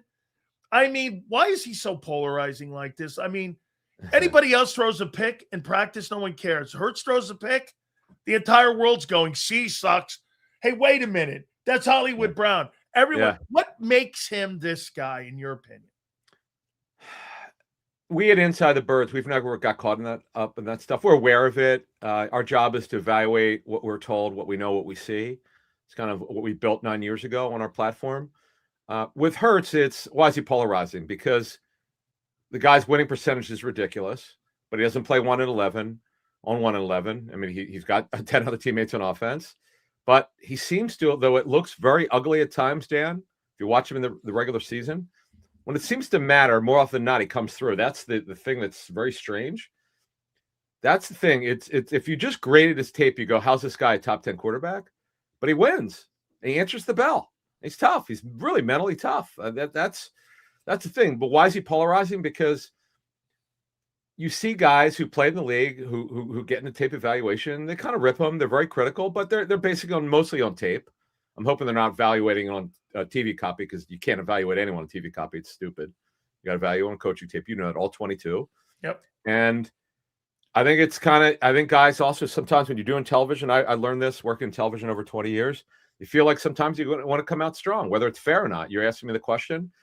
I'm not. There are a couple guys in particular. I'm not going to bring up their names. I'm not trying to make headlines on this, but there are a couple guys I think sometimes who go all in, and sometimes, as someone else in the media business told me, he goes, I could tell he's not watching tape. There's one guy in particular, he's just guessing because Hurts had a bad game or didn't play well, and he watched TV.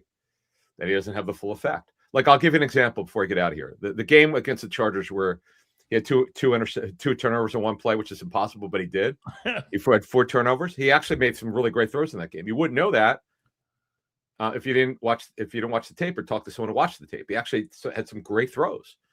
You don't grade off of hearsay. You grade off of what it actually looked like, and you go from there. And as a football player, it's all about the tape. And I as I continue to work in this business, I'm amazed at what some of the stuff that people say that's just not accurate. And here's the problem, Dan: they mislead people. I'm not saying Hurts is a good quarterback or great quarterback, but the guy wins. There's a reason for it. He answers the bell. Okay, does he need to be better? Yes, I know where you were going with playing the West Coast offense. I understand totally. When we had heard what it's going to look like, I was like, wow, that's a big difference. But I just felt that he knows this is it. He's got to get it. They would owe him under 30. They owe him about $24 million next year. That's guaranteed of a salary. You can get it. They're not. They would come. They find someone to take his contract, but there's no extension here if he doesn't play well. That's the bottom line. Boy, I'll tell you, Adam, I appreciate all this here, and I want to close it out with this one here. Do you believe? I don't think he's an elite talent, but he has an elite intangibles when it comes to winning those games with the talent around him, and he knows how to cross the finish line. Is that a fair assessment of Jalen Hurts? He's not an elite talent, but he's got some elite stuff. Mental toughness. If you and I ranked quarterbacks for mental toughness, he's probably my top 5, top 7. Yeah. That matters. Talk to any coaches, as you know. That bleep matters. But as a passer, very average. This is all tape basis. I don't make shit up. I just tell you this is what I know. This is what I'm told. It's what I see. But yet you see isolated throws. You go, wow, he can do this. Best deep throw in the NFL in 2022. You know he's capable of doing it. Why can't he do it more consistently? I can't answer that. I don't even know if the guys who work with him could answer that. It's just he needs to be more consistent. But they win. He and Sirianni win together. His winning percentage is ridiculous. I understand that's not a stat and all that stuff, but it matters to coaches that the guy answers the bell. and we'll see what happens. But I'm more optimistic than I'm pessimistic with Jalen Hurts. Let's put it that way. Adam, thank you so much, Right, my friend. I got it. appreciate you very much. You got it, man. You got it. That is Adam Caplan. He gave us a little bit of time there. That's pretty much, again, what we've been saying. The guy's not an elite talent, but again, he's got like I tell you all the time over Lamar Jackson. If I had to win a ball game, and do I think that Jalen sees the game better than Lamar? I do. I think he's more patient in the game. I think he's more of an understanding of what is asked of him. Okay? Adam Caplan's got nothing in it. And he kind of agrees what we've been saying. That's who he is. The 4 verts play, had he thrown the ball half a sec sooner, it could have fit into the window. So critical of this guy. He was never drafted to carry a team. Burrow was. Allen was. Those guys. Yes. That's right. You got to remember something, Forrest. He was drafted to be a seatbelt for Carson Wentz. He wasn't drafted to be a starting quarterback. He was drafted in case something happened to Wentz. Year previous, they gave him the richest contract in pro football history. You don't draft a quarterback the next year replacing him in a year on a 3-year contract.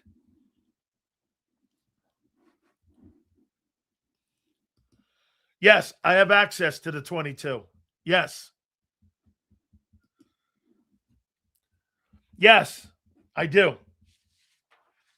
Appreciate it. He can only give us a couple minutes, so I said, let us have it there, and we appreciate him doing that.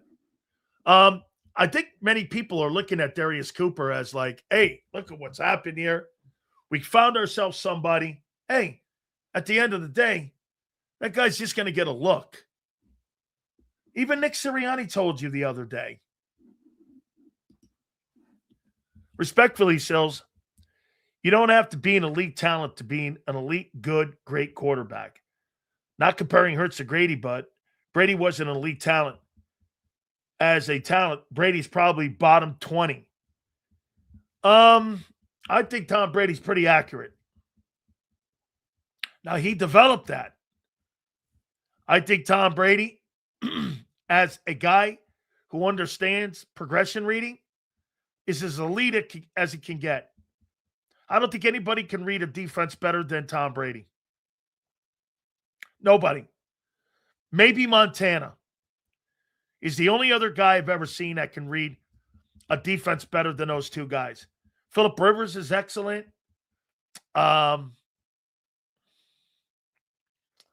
Those guys stand out on being able to read. Now, as a skill set, you're right.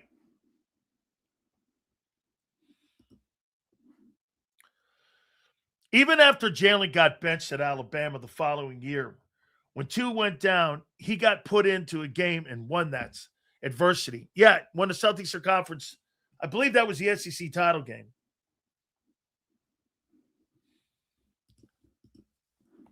Hurts is an elite player, whether he's passing or running. You don't make it to 2 Super Bowls if you're not an elite leader. Paul, Hurts is not an elite player. Leadership, okay, it's a different conversation.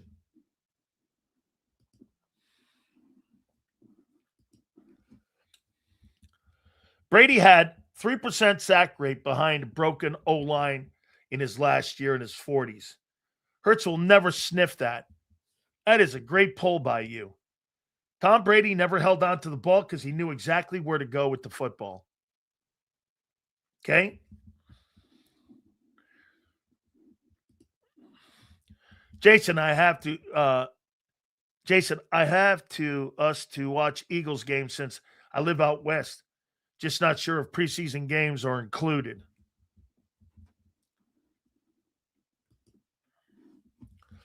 Sills, I got to think Mannion was the best at defenses. I think Brady was. He had less physical skills than Brady in Montana. Well, that's not how the evaluator saw it. Peyton Manning went number 1 overall. Tom Brady went 199. That's not how the talent evaluator saw it. Brady could also have the ball out in 2.5 seconds. James, that's what made him great, was he knew exactly where to go with the ball. And who do you think developed him for that? Anybody? Who helped Tom Brady learn how to read defenses? Anybody? You know, I know guys like Colin Cowherd don't like to give this coach any kind of credit. But the guy that created Tom Brady and how you read defenses, the greatest defensive-minded guy in the history of football, taught him how to read defenses. You think there's any coincidence to that? Really sucks how you have to pay for multiple streaming platforms like YouTube, NFL Sunday ticket for morning and afternoon games. Prime for yeah, it is. I hate that, senor. Gouging the fans. And then they turn around and tell you get 87% of the games for free. Yet when it comes to like Thursday games, premium games, holidays, and now even playoff games, you got to pay out the wazoo. Paul, I'm not going to debate this. Sills, by your logic, if Hurts goes out there this year and puts up big numbers but doesn't make it to the postseason, you're going to call that elite. Your definition of elite is dated. Yeah, to the modern day. Yes, to the modern day. The top 10 quarterbacks in pro football are the top 10 guys who are not the winningest guys. Do you notice that? You're outdated. Not me. You are. Look at any top 10 list. And you tell me if Mahomes or Hurts is at the top of it. They're not.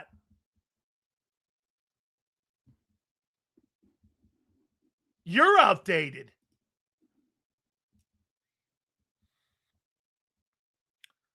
I agree.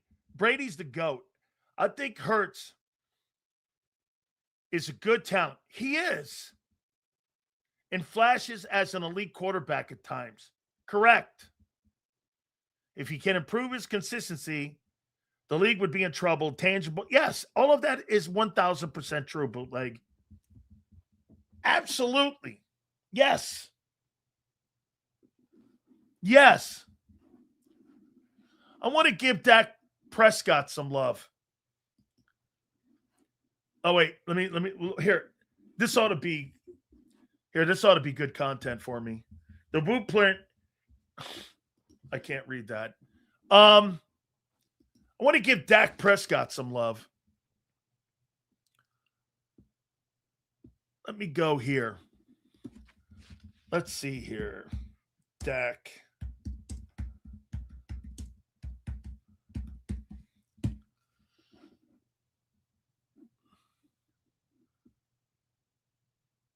I want to give Dak some love.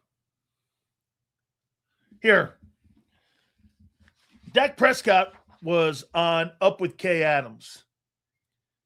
And he was asked a question about George Pickens. And this is what he said. He should get every dollar he deserves. And we should probably give it to him right now, sooner than later. If the Cowboys are smart, they will give him his contract extension now. And we should do it now, sooner than later. Kudos to Dak for standing up for a teammate and telling Jerry to pay the guy. I wonder if someone will stand up for Jalen Hurts and say the same thing. pay Jalen Hurts now sooner than later. I wonder if somebody will do that. With the resume that guy's built, you would think somebody would stand up on that team and say the same thing. I'm just, kudos to Dak. Cowboys should pay George Pickens now. Cool. Dak going, hey, pay my guy. Now, I wonder if somebody on the Eagles will go, why doesn't anybody on the Eagles go, dude, how could you not pay that guy? Look at what he's accomplished. Look at all the things he's won. Look at all the games he's won. He's a Super Bowl MVP. Nobody's going to say that? That's pretty cool of Dak. And they franchise tagged him saying, you should give him his contract now. Kudos to him. That's pretty good, man. I mean,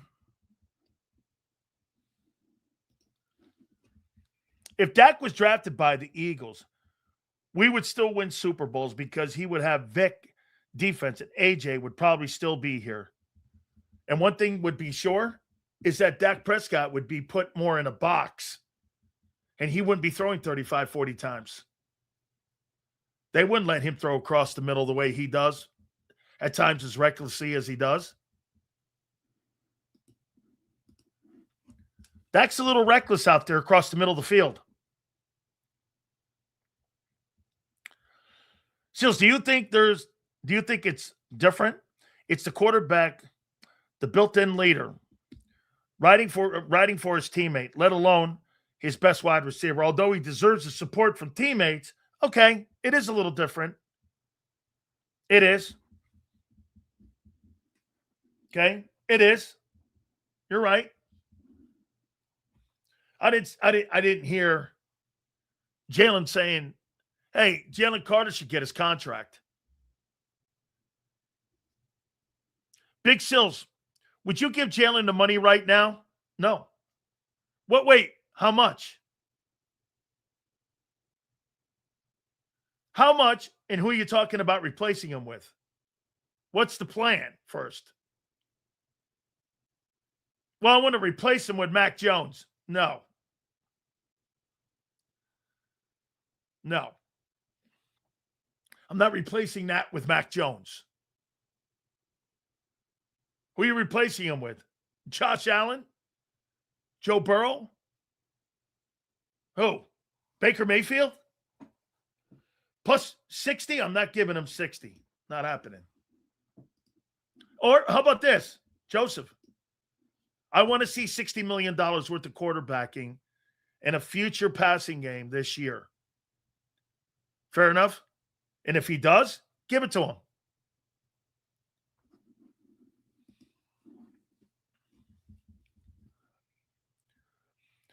Don't like Dak saying, we effing suck.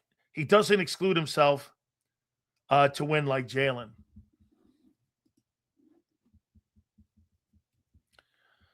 Dak would have given the game away against Green Bay in 24, just like he did the year prior. Please don't compare that choker to QB1. I won't. Paychecks are bigger. Makes $10.1 million more. Why should I? Jalen, let's see here. If you're replacing Hurts, you're replacing him with a guy like Mahomes out. Yeah. You're not replacing him with a college guy. Hey, let's go get Julian saying. What? Not happening. That's not where I'm at. Not with the players I still have on my team. Hey, by the way, if Hurts, once again, if Jalen comes through this conversation, they're going to give it to him. They're totally going to give it to him if this thing comes through like that. So know that. But if not, that's not going to happen. It's just not.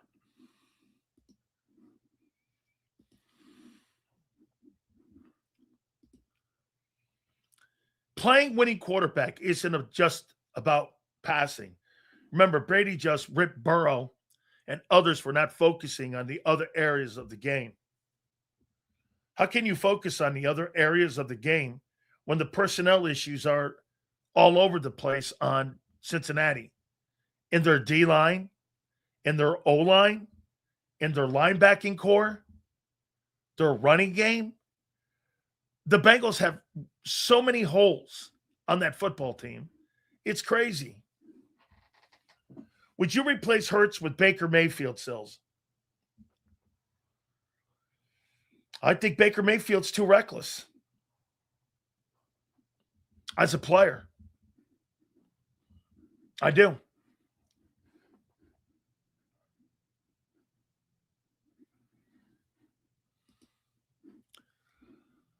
Let's see. Also hilarious that y'all trash Hurts, but trash Hurts. Dude, if the guy was the Eagles' future, they'd have paid him.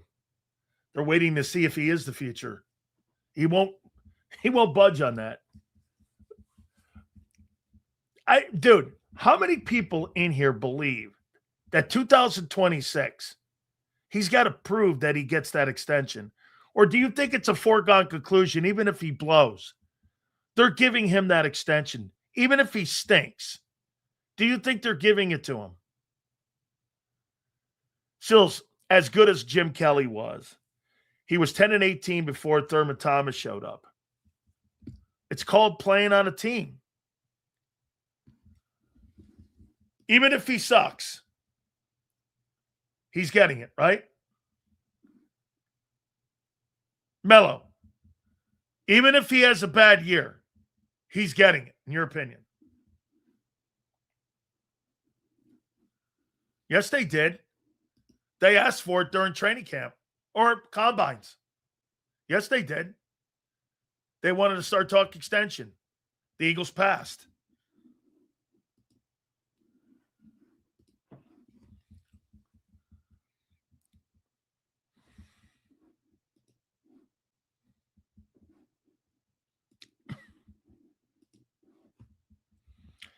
He's got to prove it, but there's a good shot he might get it anyway. Quarterbacks are hard to come by. We might miss him once we get rid of him, for sure.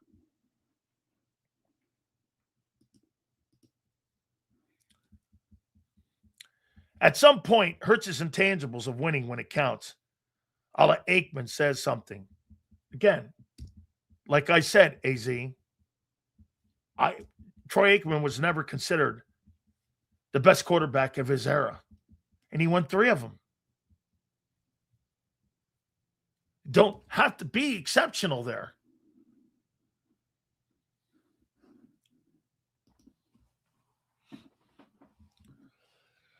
No, he has to prove it. They won't give it to him. They won't give it a long-term deal anyway if he sucks. Maybe a tag or 1-year extension until they find a long-term solution or a draft. Remember something, he has no trade.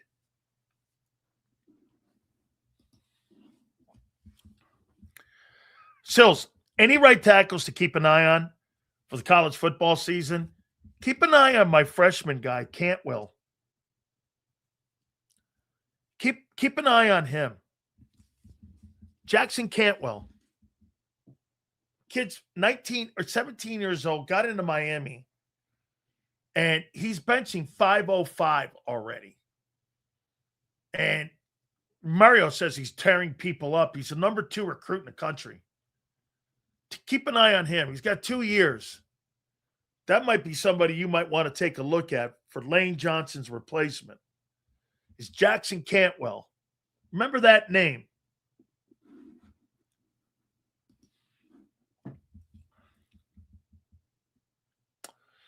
Sills, what do you think of Lampkin playing center and Cam moving to the other guard spot?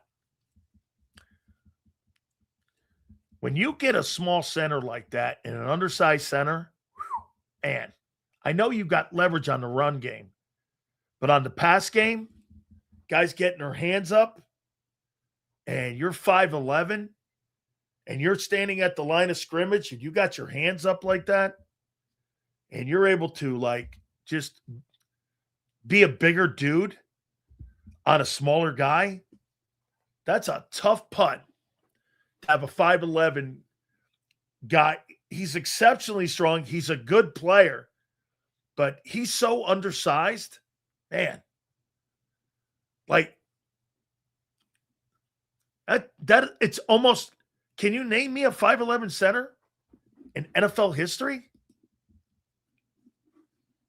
Who played center that was 5'11"?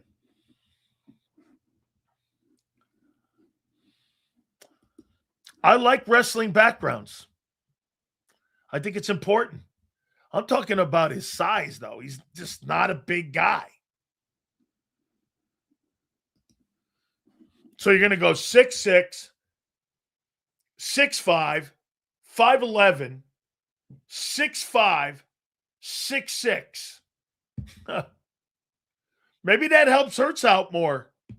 You got a shorter center in the middle of the field. I don't know.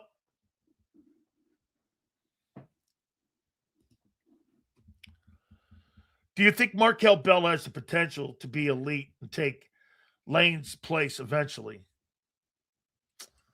Man, third round draft choice. Could it happen? Yeah. Yeah.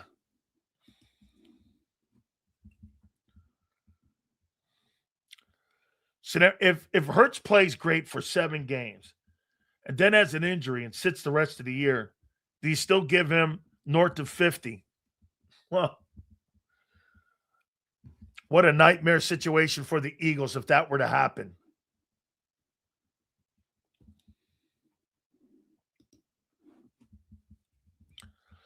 Some guy for the Steelers, Ruben Frank or someone over there, wrote about earlier for the 5'11" center thing. Was it Terry Long that they brought up? Last Mannion. Was it Terry Long? I played against Terry. Terry was a good football player. He was 5'11". Played with the Steelers for a while. And I believe it was Terry Long that they were talking about. Unfortunately, he committed suicide because of CTE.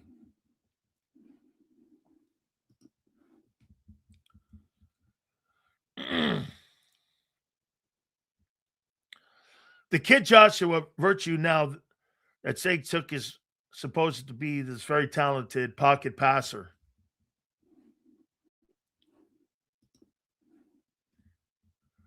.6'9", 340, 530, 5.36, 40, 5.36. I like Markel Bell.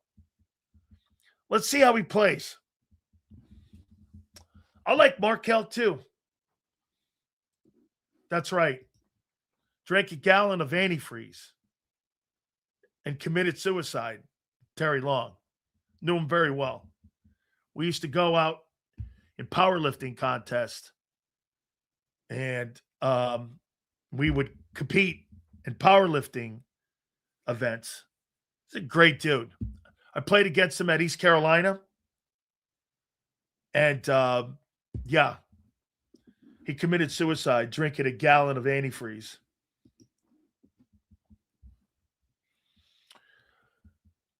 Hurts has to go down as one of the most versatile quarterbacks ever if he adapts to this new offense.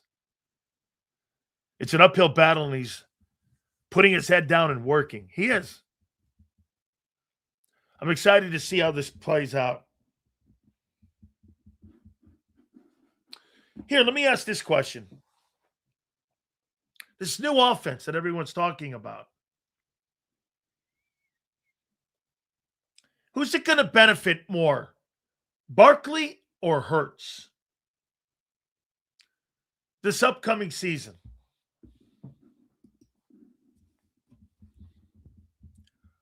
Still, the shortest center in the league I can find right now is Nick Harris for the Steelers at 6'1". Barkley. I think Barkley too. I think Hurts should pull a Brady and take a discount and take 50 to 55-ish a year to help offense and team overall continue to get weapons. If he continues getting deep playoff runs, Super Bowls help legacy. That's exactly what he did. Brady reinvested in his team. Took $10 million less every single contract. Was never the highest paid quarterback when he was in New England. True. That's a true statement. And you're right. It's exactly right. And then when they started not replacing, and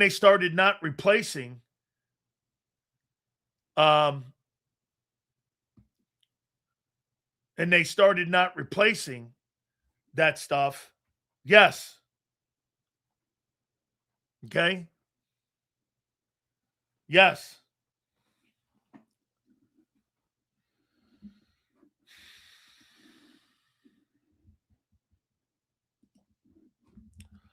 To be clear, Brady got paid in other ways from the Patriots through his business.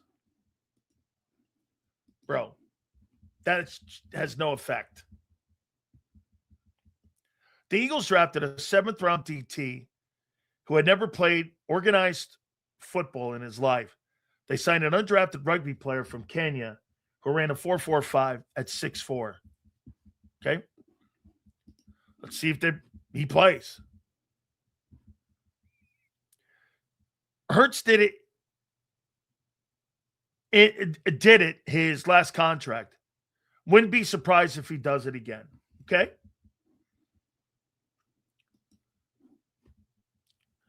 Got tired of crap pocketing the extra money. No, they started missing because Nick Caserio left for Houston. And he left for Houston. That's what happened. Those guys all left for Houston, dude. I mean,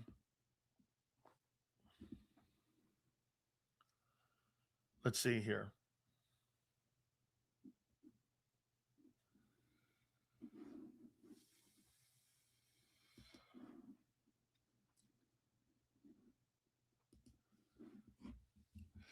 If Hurts masters or gets good at this offense, I think it's ultimately helps him. He will finally be able to run a pro-style system and extend his career by passing and not running as much. Bootleg, if this guy ends up doing what you just said, he'll go down as one of the great transformation quarterbacks of all time.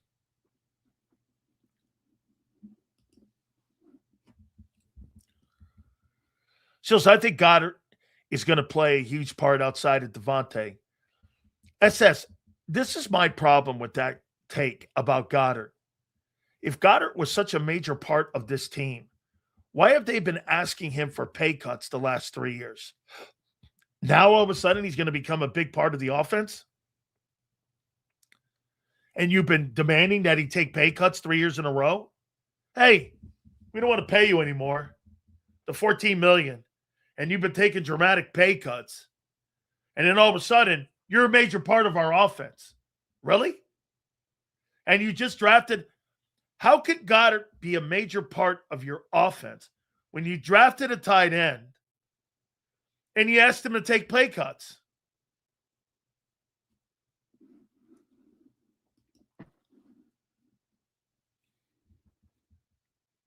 Jules, you're just going, okay. Our international player, I think the guy wanted you to comment on.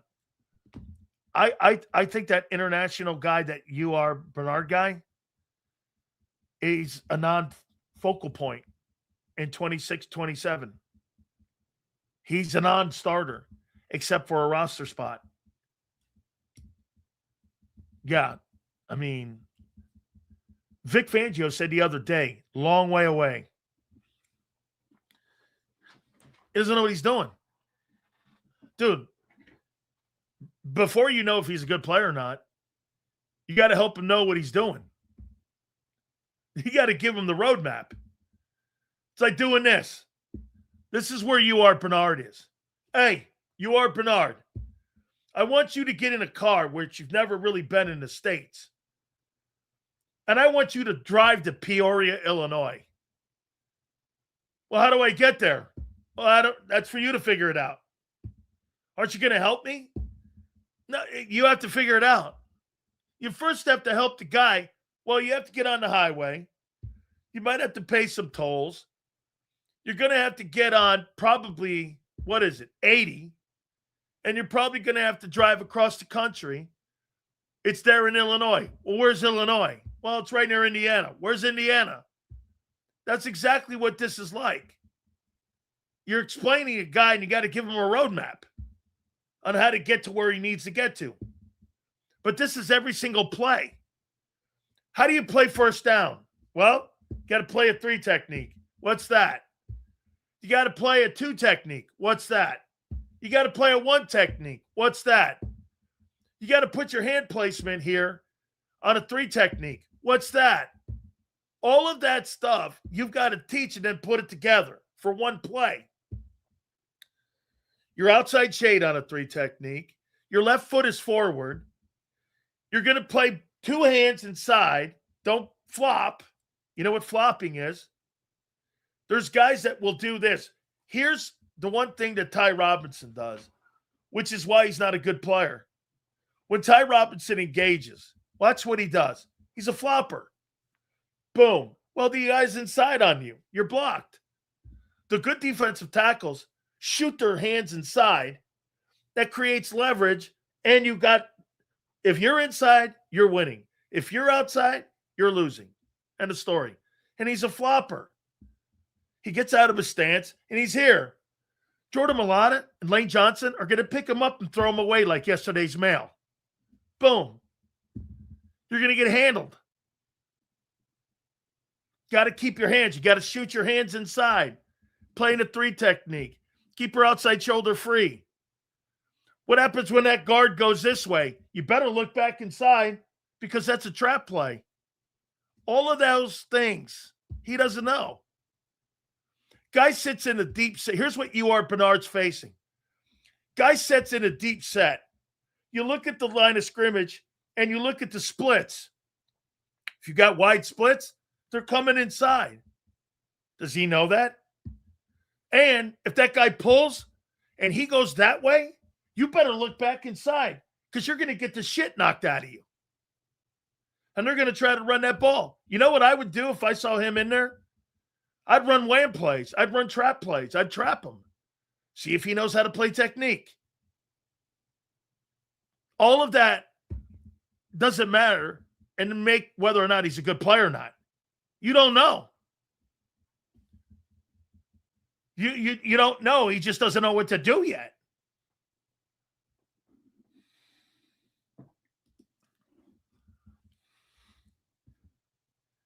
Stills also playing at Nebraska does not expose you to superior talent or probably coaching, more importantly, which is a stunning thing. Nebraska used to be known for exceptional football players in coaching. Now, it's not. Going to Nebraska is not like going to Nebraska in the 70s, 80s, and 90s. That's not the same Nebraska. I mean, that's like going to Northwestern or, I don't know, Rutgers. They're just not good. I mean, that's not a good football program. People have too much hope in UR. I have nothing. If he turns out to be Thomas Booker, and Byron Young, you're elated. That's not a Matt Rule thing. That's not a Matt Rule deal. They've sucked before Matt Rule got there. He's actually made them a little better. Yeah, no more Jahan Dotson.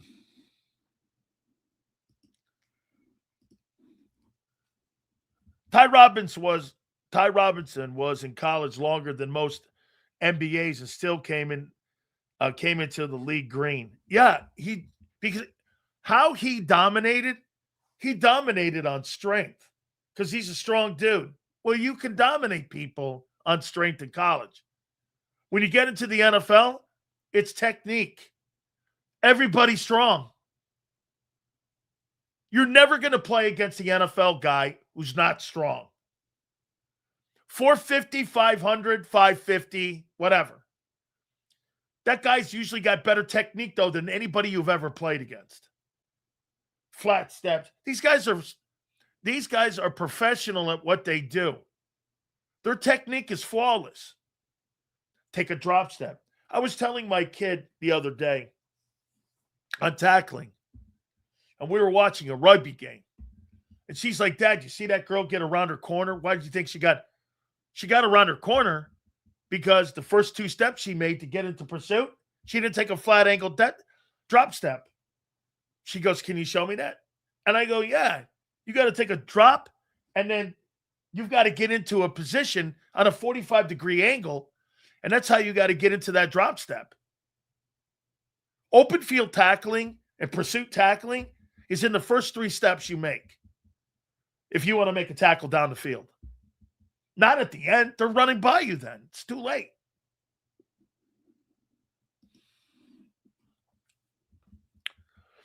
If the kid progresses and is good, he'll be ready to play about the time Davis and Carter next contracts are up. Kind of like Mailata progression. Dude, stop and putting all of that on UR Bernard to be the next Jordan Mailata. That's insane. Jordan Mailata is not Jason Peters. And Mailata is a great player, but he's not Jason Peters. To think you're going to find a player because Mailata did it and he's going to be that good is insane for a guy that's never played football.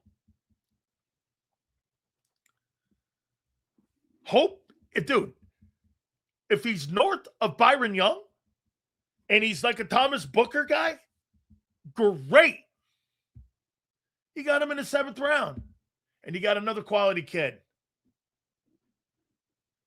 You know, Mailata, you're going to compare that guy to Jordan Mailata?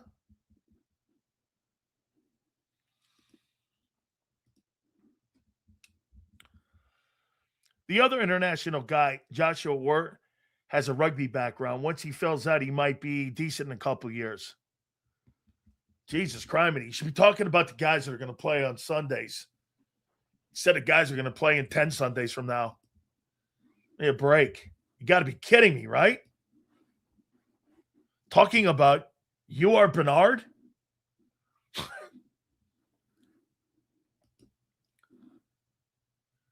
Clint is risking his reputation on UR.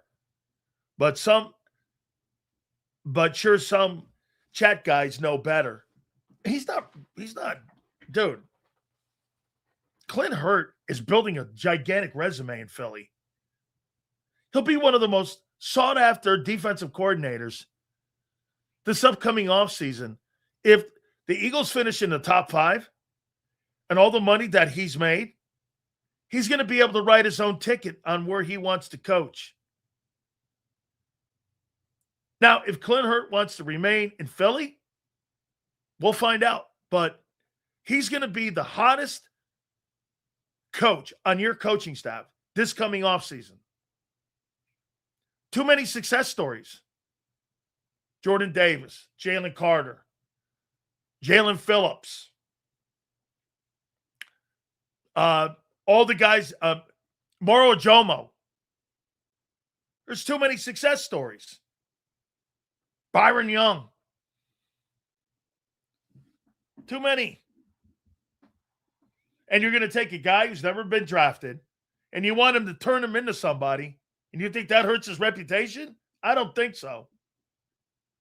How much money do you think that guy's made, people? What's his name? Signed a $160 million deal. Milton Williams signed a big deal. This guy must have signed at least and been responsible for over $500 million in salaries with guys that he's coached the last 2.5 years. And you think UR Bernard's going to hurt his reputation? Yeah, I don't think so.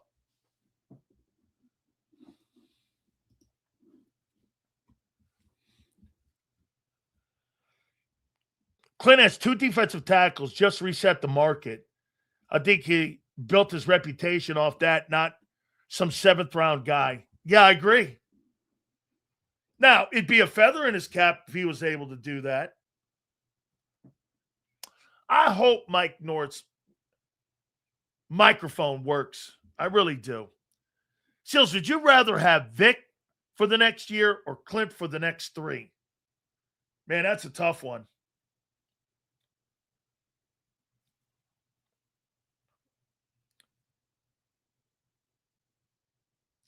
That's a tough one.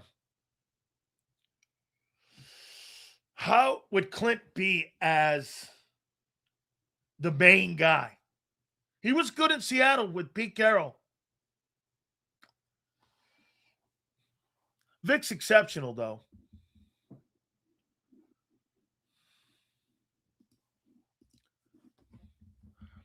Mulata is not a one of. Antonio Gates was a basketball player, and Stephen Neal was a wrestler. Who's Stephen Neal? I know who Antonio Gates is.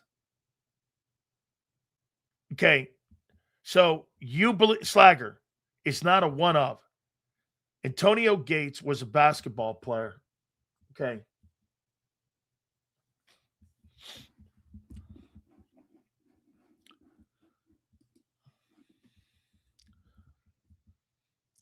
Seals, you're friends with Clint. Is he staying? Is he going to stay in Philly? Dude, I don't know what the opportunities are going to be for him at the end of the year. I think they're going to be a lot.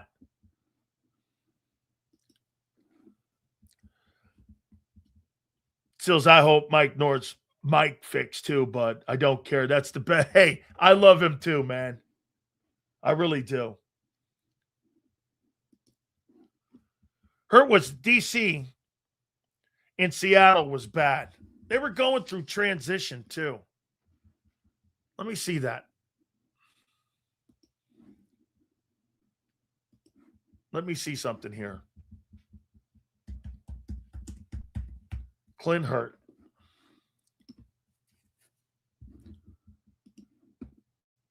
So he was the D coordinator 2022 and 3.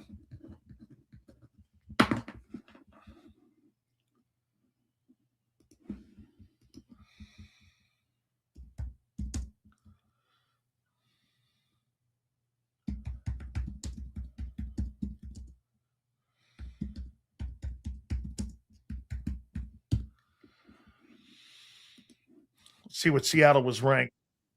Seattle was ranked. You're right. They were 30th. Let's see in 24 or 22. Let's see here. 22.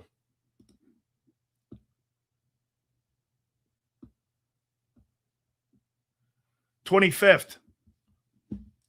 We got to figure some context out with that, though, too. Absolutely.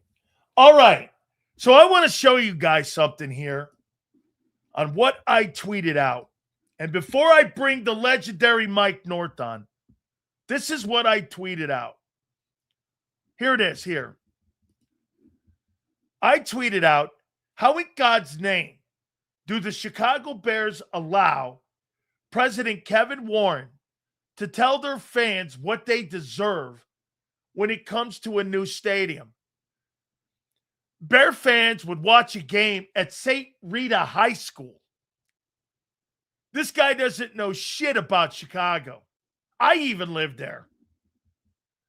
Bear fans would watch games at St. Rita High School. Some of you would know that that's one of the best high school football programs in the city of Chicago. I actually played against them dudes.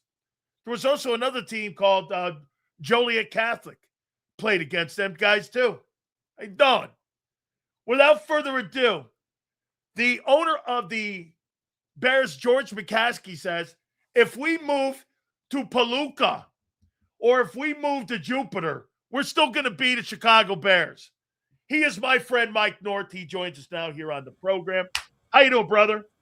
Do we have an echo? I hope not. No, we do not. All right. Beautiful. We're off to a good start already. But the echo, I was on my knees praying, just saying, please, dear Lord, no echo. And we got it. I want to thank my wife for ordering the headphones and everything. They come through this place called Amazon. The next thing you know, it's at the door. It's amazing, you know. Anyway, I got to tell you, yesterday they held a press conference in Chicago to say nothing. In fact, to take 2 steps back, to say now we're going to start focusing on Indiana when they've already talked about Indiana for almost 2 years. And here on this show, we've been talking about it, and Dan's been kidding me about it for the last 6 months. So here's what I got.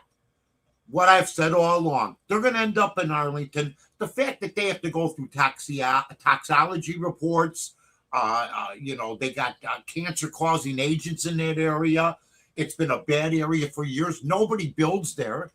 And you know what? They're going to build an entertainment center. All this BS they said back in the 90s. Nobody in Chicago will drive to Hammond for an entertainment center. The stadium's going to be built for 10 games a year. And if you think people on a Wednesday night are going to go to Gibson's in Hammond Steakhouse, you're out of your mind. Okay? So Kevin Warren, and Dan was right on it, which I love, a good introduction. He was right on. Kevin Warren, to me, has no feel. And George McCaskey is just as bad, but I've been battling with this family since 92. I went to war with them at the beginning. And here's my deal. He says, well, Kevin says, once you see the new stadium, Bear fans will forget about all that. No, they won't forget about the extra hour-long drive. And it's about the culture and the tradition of the Chicago Bears, where Illinois is even mentioned in the song. This man doesn't care a damn where they play. He has fumbled this thing tremendously. They're trying to blame the state. That's BS. Because if I inherited an $8 million team or $8 billion team, I'd pay $1 out of every 10 to build in Arlington Heights where there's 5 million people. So yesterday was a joke, and everybody's saying now, guess what? There is no focus on anything. They said, we're going to take our time. Yet they said they're in a hurry. It's a nightmare, folks. And a brave, and this is a little sidebar. While they're saying they're leaning towards Indiana, Roger Goodell met with Illinois lawmakers today, ladies and gentlemen. Today. Because even Roger Goodell knows the Bears leaving Illinois, you can dress it up any way you want. And being called Chicago and Hammond just won't fly. Who remembers that Pontiac had a Super Bowl? Who remembers that? Who even cares? The Lions were doomed there for 27 years, and if the Bears go there, the same thing will happen. You're not putting a Super Bowl in Hammond, Indiana. I'm sorry, I don't care what you people think. They're not putting a Super Bowl in Hammond. What'd you make of George McCaskey saying, hey, wherever we play, we're going to always be the Chicago Bears? Well, Mayor Daley, the first Mayor Daley, and I knew both men, but the great one, Mayor Daley one, told George Alice back in the day, you'll never be called the Chicago Bears, if at the time he wanted to move to Arlington. I think the thing that angers fans is that George McCaskey is quoting Kevin Warren, saying, Kevin says it's going to be fine and this and that. Wait a minute. You've been here your whole life. You went to high school in Niles, Illinois. And you think 75 to 80% of the Bear fans, Mr. McCaskey, are going to be happy with this? They're going to be absolutely pissed about it. You're going to end up hurting your franchise. My wife, God bless her, brilliant businesswoman, wouldn't be here without her. Period. She said it's a good deal for the owners, but on every other level, you're the Chicago Bears, it's a bad deal.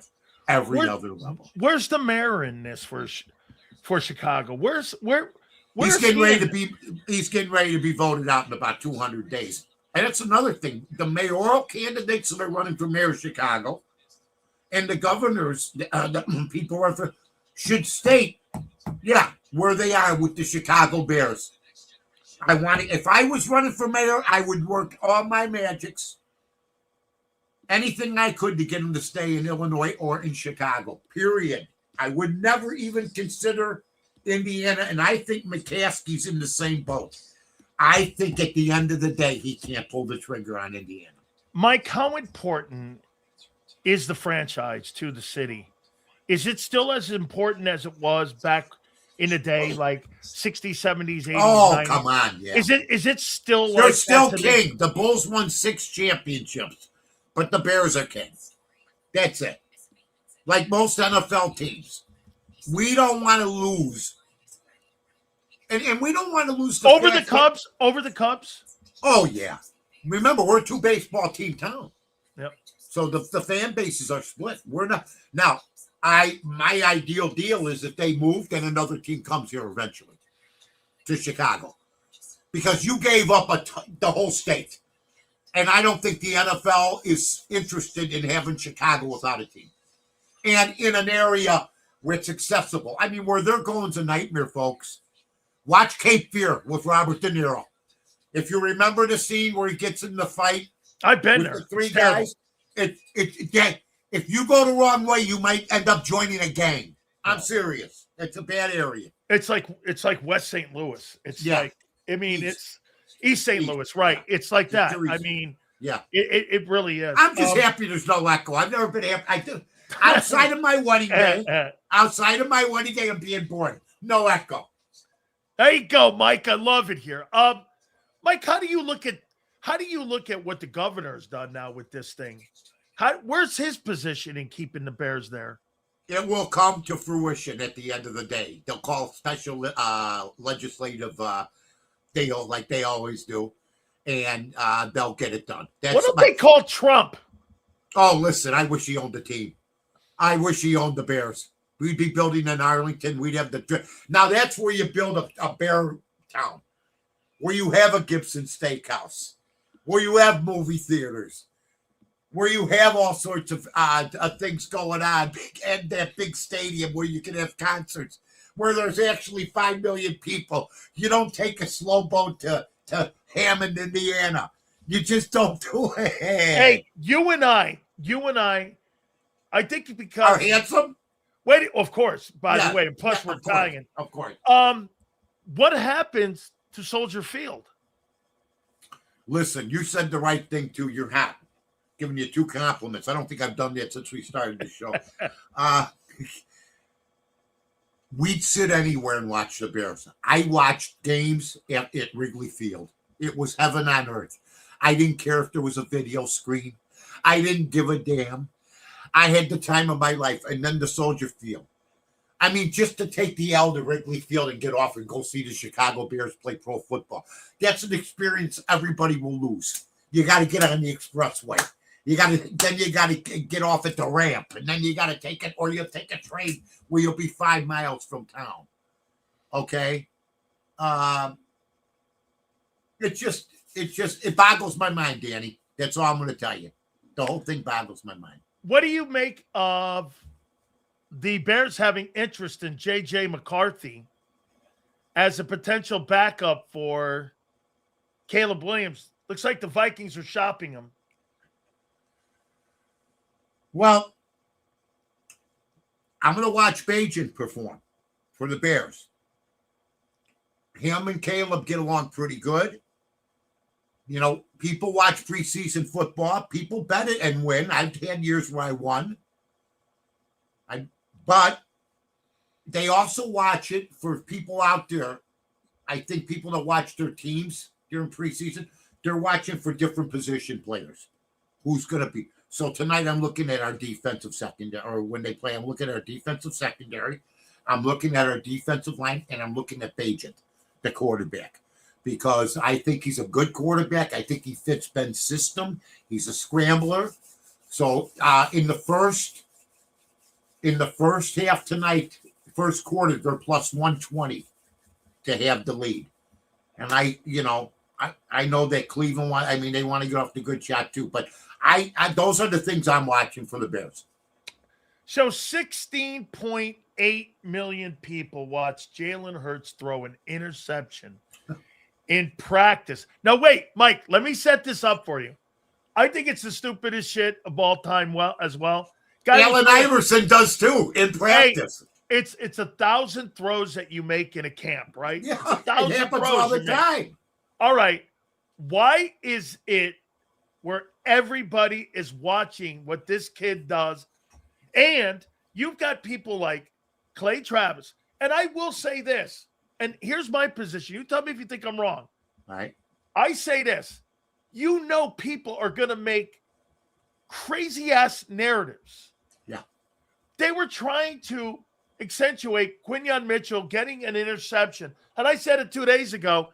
Vic Fangio had made a comment that the guy's a virgin still in the regular season on getting picks. He punted the ball. He was excited. I thought the Eagle PR people were doing that. But you know, you're going to get a portion of the country that's going to go, guy's throwing picks. This is what this guy is. He's not. Why do people look? Josh Allen throws an interception. It gets about 90,000 views. Hurts throws a pick. It gets almost 20,000 views. Yeah. Why is that? I actually like all the Eagle stuff. I really do. I come from the 85 Bear nonsense where every player was a star. I really like that the Eagles are getting this attention. I think they've been an excellent franchise. I really do. And I think that Jalen Hurts, I think, carries a lot of weight now with not only that team, but with the fan base. I don't hear. You think he's one of the faces of the league? Yes. I think he's the face of the Eagles. Okay. Okay. And I don't hear a lot of Eagle fans blasting him. I think they know his record. They know where he's been, where they were before, and they appreciate him. I think it's more of a national thing, although I'm one of the national guys because I'm not from Philly, who loves the kid because he grows up. He's an underdog. I love underdogs. That's what I was. That's what I think a guy like you were. And I see him perform at the highest level with not the greatest tools.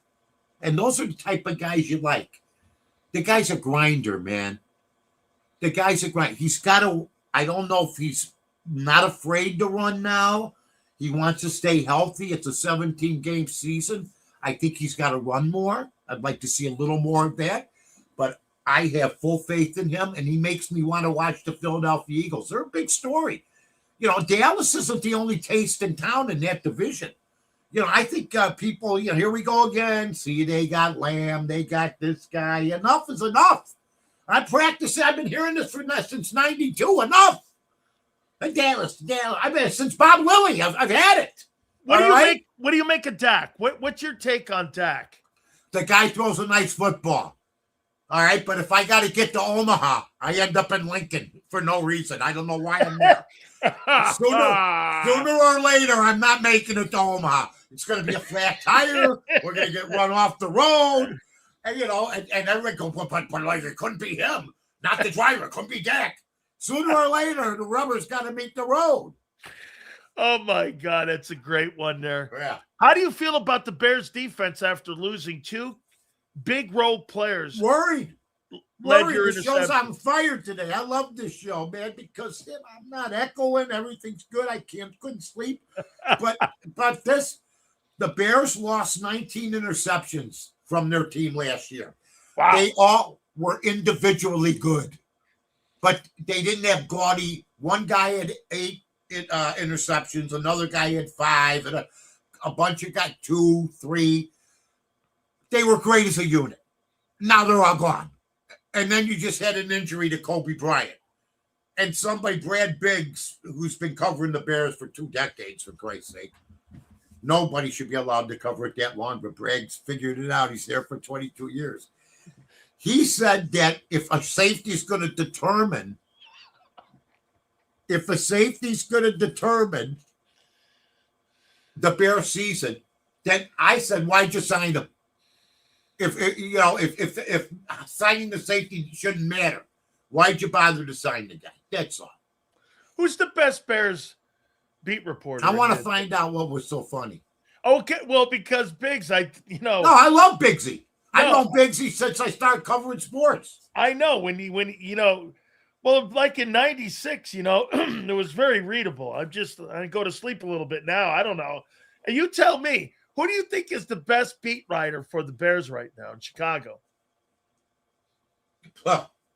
You want the truth. You want the truth. You listen to Big Sills. Hey. You listen to the Odds Couple with Carmen and North. You listen. Look. There's a lot of slant now. I mean, look, you can't get stories. Shanahan, 11 days. Now the story's gone away. Yep. Diana Rossini, I don't know what's going there. She's probably doing in a chorus line in Vegas. I don't know what happened to her. Chorus line. I have no idea what's going on with her, And then I see the other ones. I don't know. I got to tell you, if I'm going to read about the Bears, I make my own conclusions. I stopped a long time ago trusting anybody that works out of Alice. Okay, wait. Paul Sullivan. What do you make of him? He's more of a Cub guy. More of a Cub guy? Yeah. Sully's more of a Cub guy. Okay. Sully, I've known Sully for a long time, man. Long time. Yeah. I like him. He's been with the Tribune forever. How about Steve Greenberg? I read him. Okay. Who's feeding you all this? No, I know Chicago, dude. I told you this. I do. Because I know all those guys. I read them all. How about John Greenberg? John, I see him on Twitter. It's okay. I'm good with everybody. You know what? I turned into Mother Teresa. I went from I'm very genteel. I heard that the other day. I wanted to fit it in. Genteel. The gentle. Okay. Oh, yeah. Yeah. I'm just happy we have no echo. I feel like I won the lottery. I know. No, you won the lottery here. I'm very excited myself here with this. All right. I'm going to throw a couple NFL teams. I like when you do that. It puts me to work. What do you think the odds the Eagles are getting to the Final Four in the NFC? Which are? You tell me. Oh. What do you think the Final Four teams will be this year? You put it that way?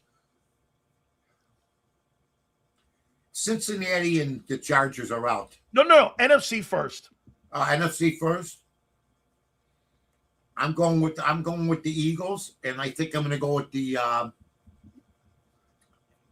the Packers. Okay. The other two, Rams? No.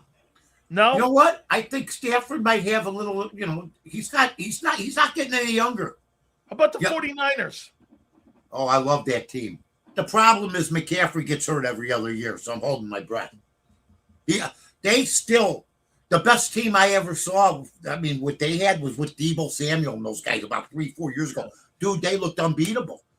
And Mike, they didn't get it done. Mike, the best football team I ever played against in my entire life was the 85 Bears, I know. Yeah. I wasn't in the league then. I played against the 87 Bears. Yeah, wow. But the team I played against that year was the 87 49ers. Oh, I love them. Dude, they had backups on that team. Their backups, their second. They were so deep. That was an era of football where guys couldn't move around.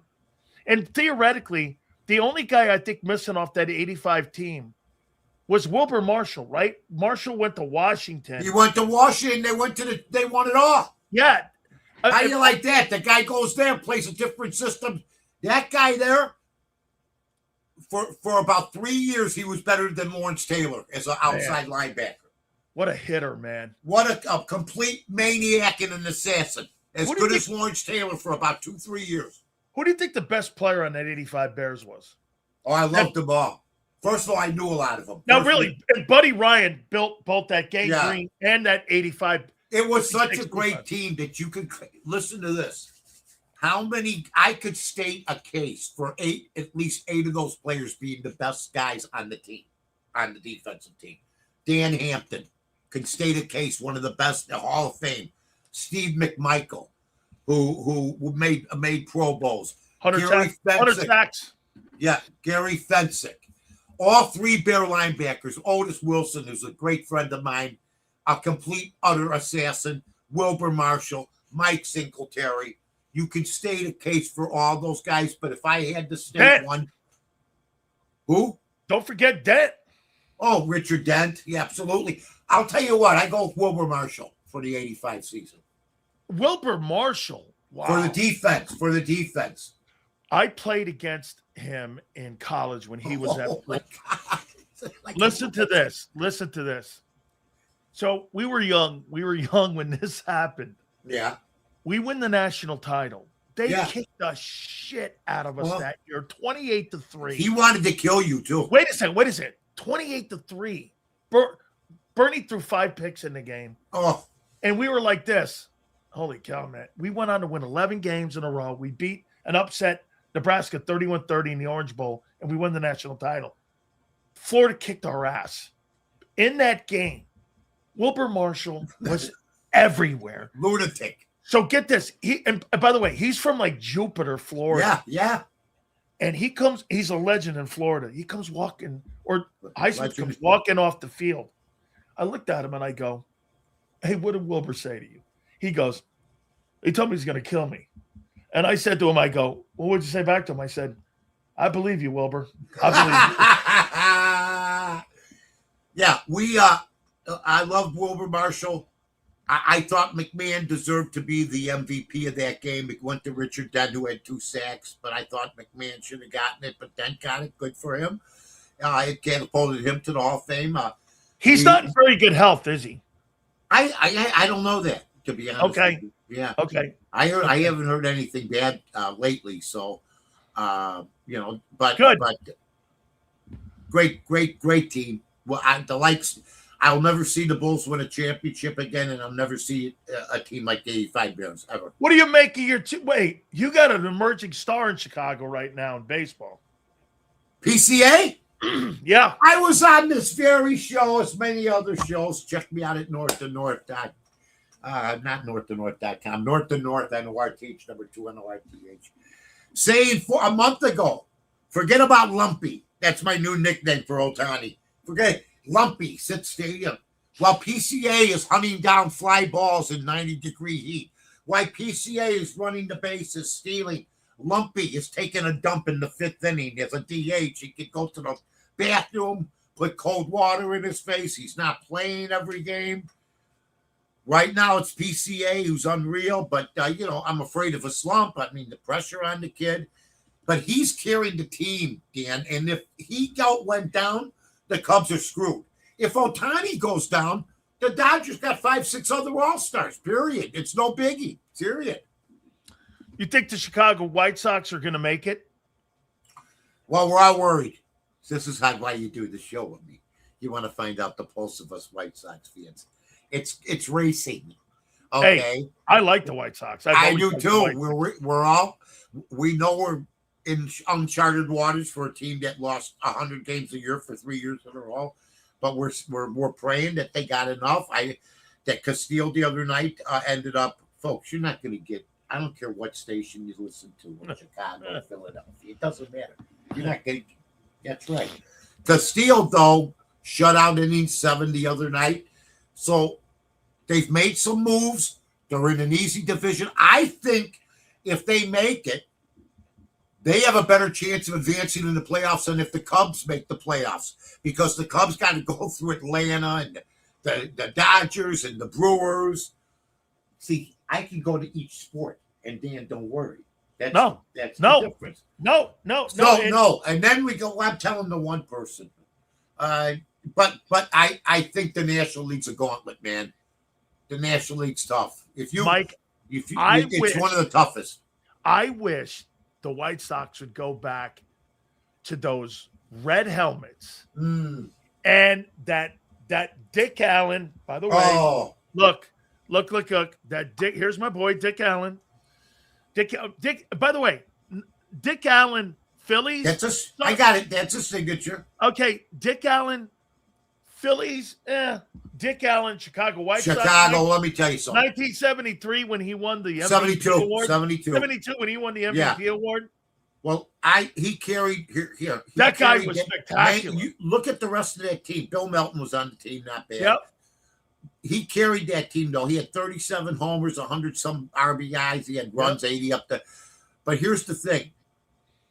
PCA's having that type of year, too. He's carrying the Cubs. Now, I know Bregman had 3 homers the other night, but he's left about 200 men on base up until the other night, okay? So let's not – Cub fans, oh, you know, oh, my God, oh, Bregman. Finally, okay, we get it. He had 3 homers. He's left about 200 men on base. That's why we struggle. We're behind Milwaukee. Now, Milwaukee's got a tougher schedule than the Cubs, so we'll see what happens. Absolutely. Mike, what do you make of all going on with the and I keep bringing it up. What do you make of the WNBA and what's going on with those folks? I call it a reality show now, Me Mike. and my buddies. I can't I can't cover them with any seriousness. I want to fight 3 women at once. I want to put on the gloves. I've had enough. Nancy Armour. Okay. Joy Reid, although I could lose that one. That would be tough. Oh. Yeah. And anybody, Margaret Brennan, bing bang pow. Because they're never good. Just drop your drawers. If you have the hand-me-downs, you're not in the league. Period. End of story. You can walk around in a dress and say your name's Alois. I'm not buying it. I'm not going there. Mike, how do you call yourself the WNBA and you don't know what the W means? They got to get together. And WNBA, how do you not know what W means? You know what? I think this is unbelievable, and I can't wait for the season to start. But, you know, Caitlin Clark, God bless her and all this. She's a fabulous basketball player, but there's some hatred out there. But I just got to let everybody know. If you put a dress on. Wait, Rodman did. I know. And Dennis was a buddy, and I had no problem with it. But Dennis never said he was a woman. Never. No. Because Dennis, believe me, I've seen the women Dennis has been with, okay? All right, so the guy sprayed all fields, all right? And I mean sprayed. But that's beside the point. If you put a dress on, okay, and call yourself Alois, I ain't falling for it. That's all. Yeah. Mike, Notre Dame, Miami this year. Notre Dame, Miami. You Irishman and me. Well, you're part Paisan too, though. So you got, well, I'll tell you what a conflict in life you have.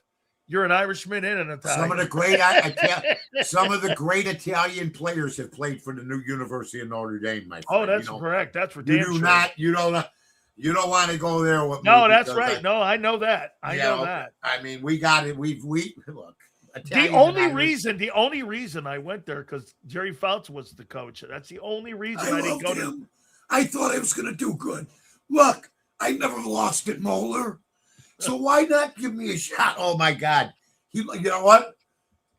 There was a play in the very first. He was like looking, and there was an interception against him. He's like this. So my recruiting trip, I go there, and he sits me down in front of his desk, and I'm like, and he was a sweet guy. Sweet. Oh, by the way, I'm friends with his kid now. Good guy.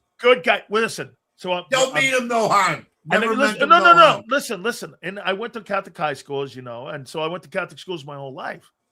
And so I'm going like, okay, so I guess it was just a foregone conclusion. I was going to Notre Dame. And so I'm sitting there, and he's like, you know, come to Notre Dame, you're probably going to play a little bit, probably your junior year, and you'll probably play your senior year. And I go, well, I want to play right away. And if I'm good enough to play, I should be able to play right away. He goes, this is Notre Dame. I said, Coach, no disrespect, you're 6-5 last year. Yeah, I love it. And he goes, well, we're going to be better. We have the top. Back then, they did play a tremendous schedule back. Not like the stuff they play now. I still think they play. No, I think their schedule this year is really good. I do too. I think it's really good. And I think every year they have a decent schedule. I don't buy that shit. Listen. So I'll tell you this. A guy named Lance, who was their offensive line coach, was their offensive line All-American. Mm-hmm. He comes, and I played against him when I got to Miami. Mm-hmm. He goes, listen, you want to become an All-American? You come to Notre Dame. If you want to win games, we got a little ways to go. And I remember him telling me that. And I said, thanks for telling me that. Well, they brought me in. We started talking a little bit more. Then they go, well, we want to play you at linebacker. Oh. And I was like, dude, I had 60 sacks in high school. And I was like, you know who broke my record? Dwight Freeney broke my record in Connecticut. I loved him. I interviewed Dwight a few times. Good guy. He broke my record there. That guy was insane. A great player. Yeah. And he went to Syracuse. Yeah. And so I went he put him on the map, man. Yeah. They've been gone for a while. And I said, yeah, one more D-end kind of guy. He goes, well, you got to determine. And I go, you know what? I said, yeah, I think we're going somewhere else. And I saw Jerry Fouts the last game when we beat him 58-7. I wasn't very kind. I said, Coach, I thought I wasn't going to play. I'm a sophomore, and I'm kicking your ass. Yeah. And it wasn't very cool. No, I get it. I have no. And by the way, I loved Era. I loved Era. I loved Parsegian. It's a good chip. Look, a chip on your shoulder is a motivator. Hey, period. I loved Coach Parsegian. I love Parsegian. Yeah, I had him on my show a dozen times. What a sweetheart. Sweetheart of a guy, you know. And a great coach. Great but he coach. never lived down to 10-10. No. That always was on his tombstone. Was this and that, but that 10-10 tie. That's right. That hung with him, man. He couldn't shake it. That's right. He was never going to be higher than Leahy and Rockney, and he really did a great job. Do you like the new guy? Oh, I love Marvin Freeman. Yeah, Marcus Freeman. Excuse me. Marcus Freeman. You like him? Yeah, I love him. Yeah. What do you think? I was worried. I was worried at first, like I am with every hire. I wasn't. When they hired Holtz, I was thrilled. When they hired Lou Holtz, I knew they had a good one. And boy, he became better than I ever even imagined. But I like this guy too.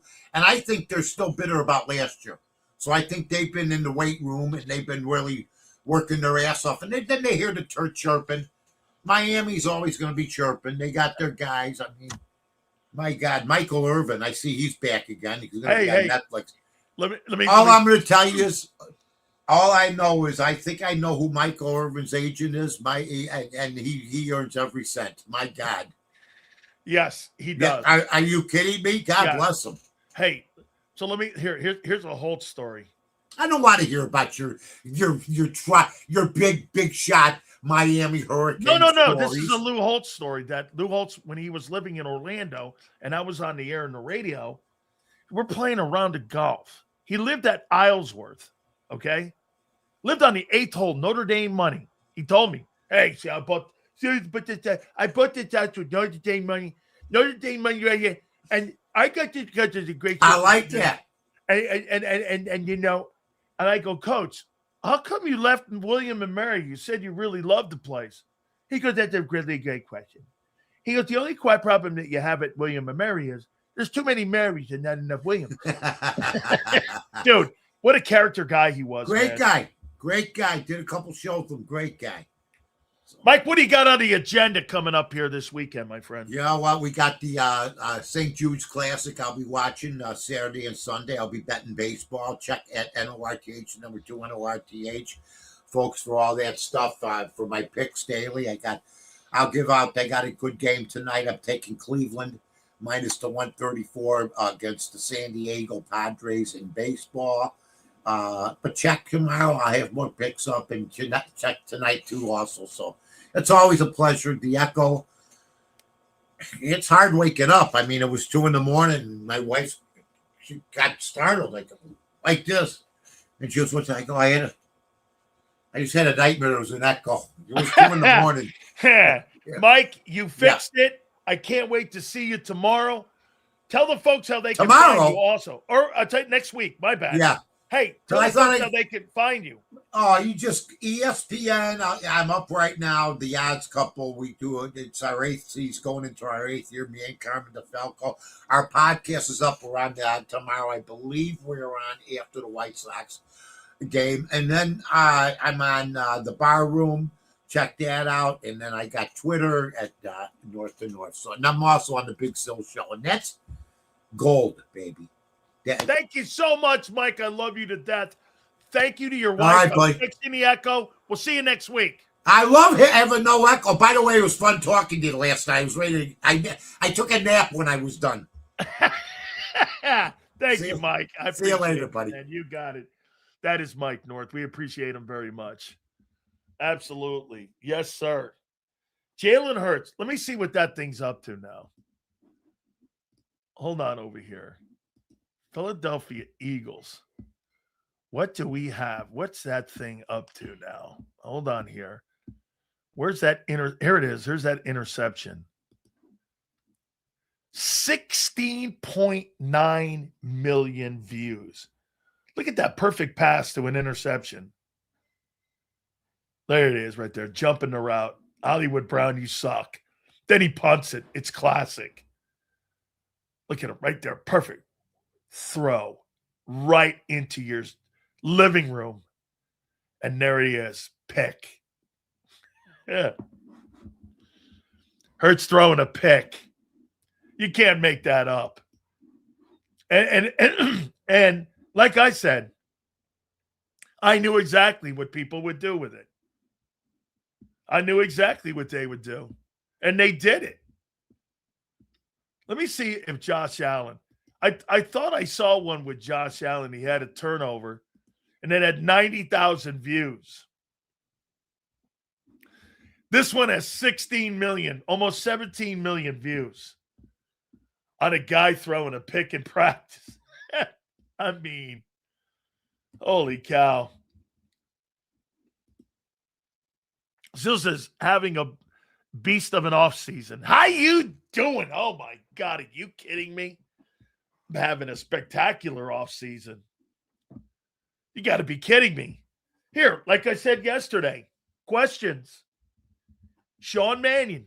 We'll find out tomorrow. Is he going to be the guy this year? Is Jalen Hurts going to have a great year or not? Is Carter going to have a bounce back year? I bet 12 million of the views are from Cowboy fans. Hey, listen. Dak's put a pretty big bullseye on his chest. He has. The fact people are talking about an interception at camp is comical. Proves how ME social media really is. That's exactly right, Cody. It's, by the way, I heard John McMullen saying, it just shows you how, like, people are so stupid and that you think Jalen Hurts is bugged by that. No. It has nothing to do with that. You think people give a shit what Jalen Hurts feels? No. It's about people's narratives. How could you make something out of that? Easily. People make anything out of anything today. Do you not watch cancel culture? Are you kidding? They'll take the smallest shit and make it into something. And a stupid interception in a camp, I knew exactly. That's why my problem with the social media team was, hey, look, they weren't going to look at it, that was a great play by Quinion. And it was. And they were piggybacking off of what Vic said in the presser the day before. Made total sense. Social media doesn't make total sense. Sills, how hard does that interception get you, big dog? No, your sister does. Not the interception. Your sister does. Sills, it's the people that are sensitive about their girlfriend. Now, that is true. Okay. That's one of the questions that we asked. How come you're so sensitive over Jalen? Yeah, dog. Hey, by the way, I appreciate that, but it's your sister that really does. Sills, we all saw what you did in 91. You are canceled. 91? What happened in 91? I wasn't in broadcasting in 91. I was canceled in 91? I don't remember that one. Imagine if people were banned from filming in Eagles camp. You mean like, you see what Deion Sanders is doing? Okay? You see what Deion's doing? Deion's barring anybody from filming anything or talking about anything that goes on at Colorado Buffalo camp. What happened to the big media guy?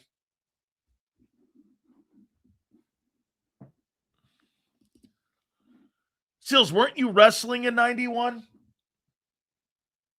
I don't know. No, I was still playing football somewhere in 91. I think I was sick in 91. I had meningitis in 91. 92, I came back and played in the World League. And then I played for Detroit. Then I played for the Canadian League. Then I played in the Arena League, or reverse. And I closed up my career with the Canadian League. And I played in Canada. Yeah. Seals, what do you think about Ben Johnson's comments about wanting Chicago to be the highest scoring offense ever in league history? I think that's crazy. His objective should be the winningest team in NFL history. Highest scoring team doesn't win championships. Weren't the Rams the highest scoring team last year in the NFL? Didn't they score over 5? Didn't the Rams have 500 points last year? Let's see who had the highest scoring points last year.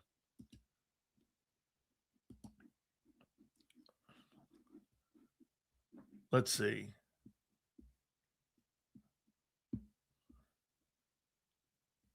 Rams. They had 518 points scored. They scored 518 points. Seattle scored 483. That's a lot. I can't believe that they scored that many points. Seattle had an 8-1 record away from home. Whew. Man, not getting it done.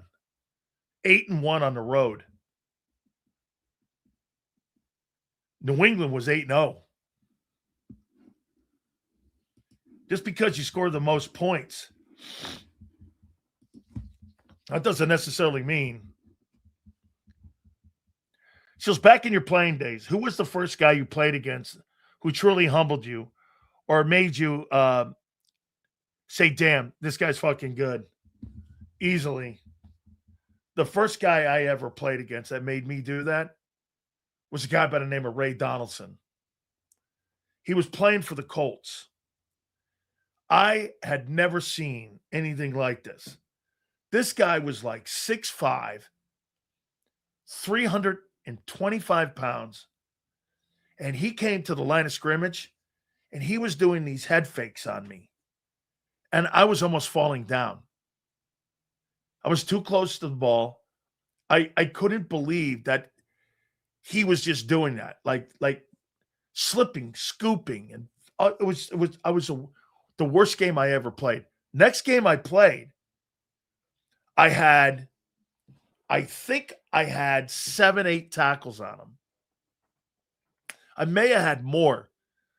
And he played on me it was a preseason game. And he came up to me after. He goes, "You got the head fake down, didn't you?" I said, "Yeah, man. I'd never played against anything like that." He was doing this, going here. I'm reaching, falling down. I'd never seen anything like it. And as a power guy, Nate was pretty good. If you got too high on Nate, he'd bend your ass over. And you better hold the ground because you better pray that you're not going to get knocked on the back of your head. Some of these offensive linemen are so technically sound. They'll lift you up off the ground and throw you on the back of your head. And you better not let that happen. I've never had that happen. My sophomore year in high school, I got knocked on my ass like that. That's the last time that ever happened. But you get some of them guys, you hear cracks in your back. You're like, holy shit. And you just go down. You just bend over like this because you don't want to get bent over. Bro, you get bent over like that by them offensive linemen in the NFL in the middle of the game, they'll put you in the hospital. That shit's real. I'm telling you. That is no playing time. These guys get those hands on you and they start cracking you and bending you around. Shit, you better have sand in your pocket. Or they're gonna throw you out of the club.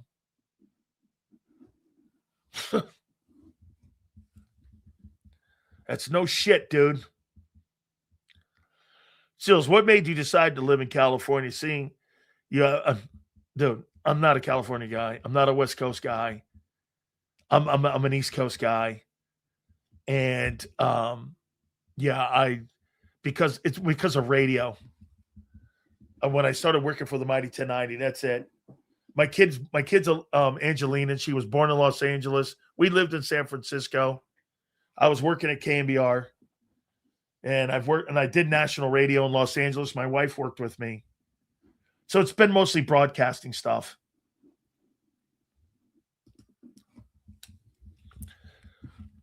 Should be another great night of football. Love Florida.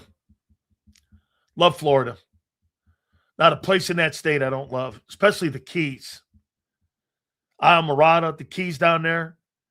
You know, I'm not really a West Coast guy. My wife likes the West Coast because she likes the golf. I like the East Coast because of the ocean and the waves. I'm a waves guy. So, like, we go to New Smyrna. We used to go to New Smyrna all the time. And Clearwater Beach on the west side. But, yeah. Hey, by the way, Maniac, the grouper in Tampa, man. And that's a pretty expensive fish. The grouper. Absolutely. I did see something last night that made me think about the offense and what they're trying to do. So I'm watching Fernando Mendoza last night. And I'm watching Mendoza pick up a new style of offense, a pro style. And I'm watching him play. And I'm watching him pick it up. I thought he played pretty well. Why wouldn't a 6-year veteran be able to pick up the new offense and what they're doing in Philly? But here's the difference.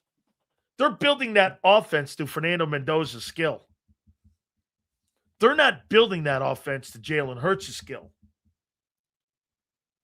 They're not. That's not what he does well. That's what he does kind of well. So I think there's a difference. The reason why you see Carson Beck playing better, and the reason that you're getting better coaching. You can't tell me you're not getting better coaching at the next level than you are at the college level. Take a look at Josh Allen. Okay? Josh Allen was at Wyoming. What kind of coaching do you think he got at Wyoming? Not very good. Right? He didn't get very good coaching at Wyoming. The best coaching that Allen has gotten has been in the NFL. It's why it's elevated his game. He's a better football player in the NFL because he went to Wyoming. Wyoming is not going to be a place where you're going to prosper as a young talent.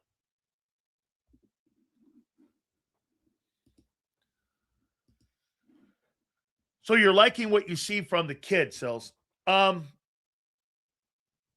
like the kid's demeanor. I think I told you this, Sue. He follows me on Twitter, and I never knew it. Dan, can you please talk to Manny Diaz for me? They've offered me a preferred scholarship, walk-on scholarship. Would you put a word in? I never noticed it. And I'm like, I told Mario Cristobal this. I want to go to Miami. Okay? A lot of guys from Columbus High School there in South Florida went to Miami. Lonzo Highsmith, Mario Cristobal, ton of guys. I didn't see it. So he goes to Cal. I didn't know that was the same kid. Now, here's the deal too, Sue. This guy's parents were in the Mario boat lift. They lived under I-95 for a while when Castro threw everyone out. His family was like thrown out of Cuba because of their political beliefs. They lived under a highway. Those gates are still there, believe it or not. It's called Freedom Town. And when I got to Miami, you could still see Freedom Town. There was people still in Freedom Town. And then he transfers to Indiana. I looked at it and I go, holy shit, this guy's been reaching. The University of Miami never offered him a scholarship. They actually offered him a walk-on scholarship. Then they pulled it and gave it to somebody else. And another example, we let Lamar Jackson walk out. We let Fernando Mendoza walk out. We let Geno Smith walk out. Shit, we let Snoop Huntley walk out, the kid who went to Utah. We let all those quarterbacks leave South Florida. That's why Miami sucked. That's why we sucked.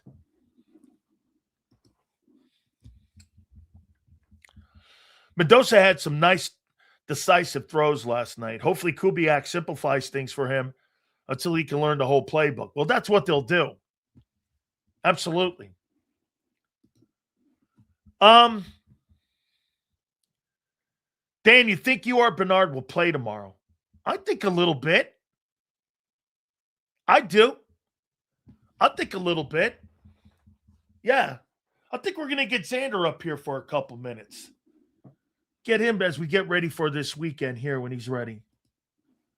Says, I can't wait to watch Ruben Bain tomorrow night. Or tonight, excuse me. Me too. I'll be watching you, Ruben. I sent him good luck tonight.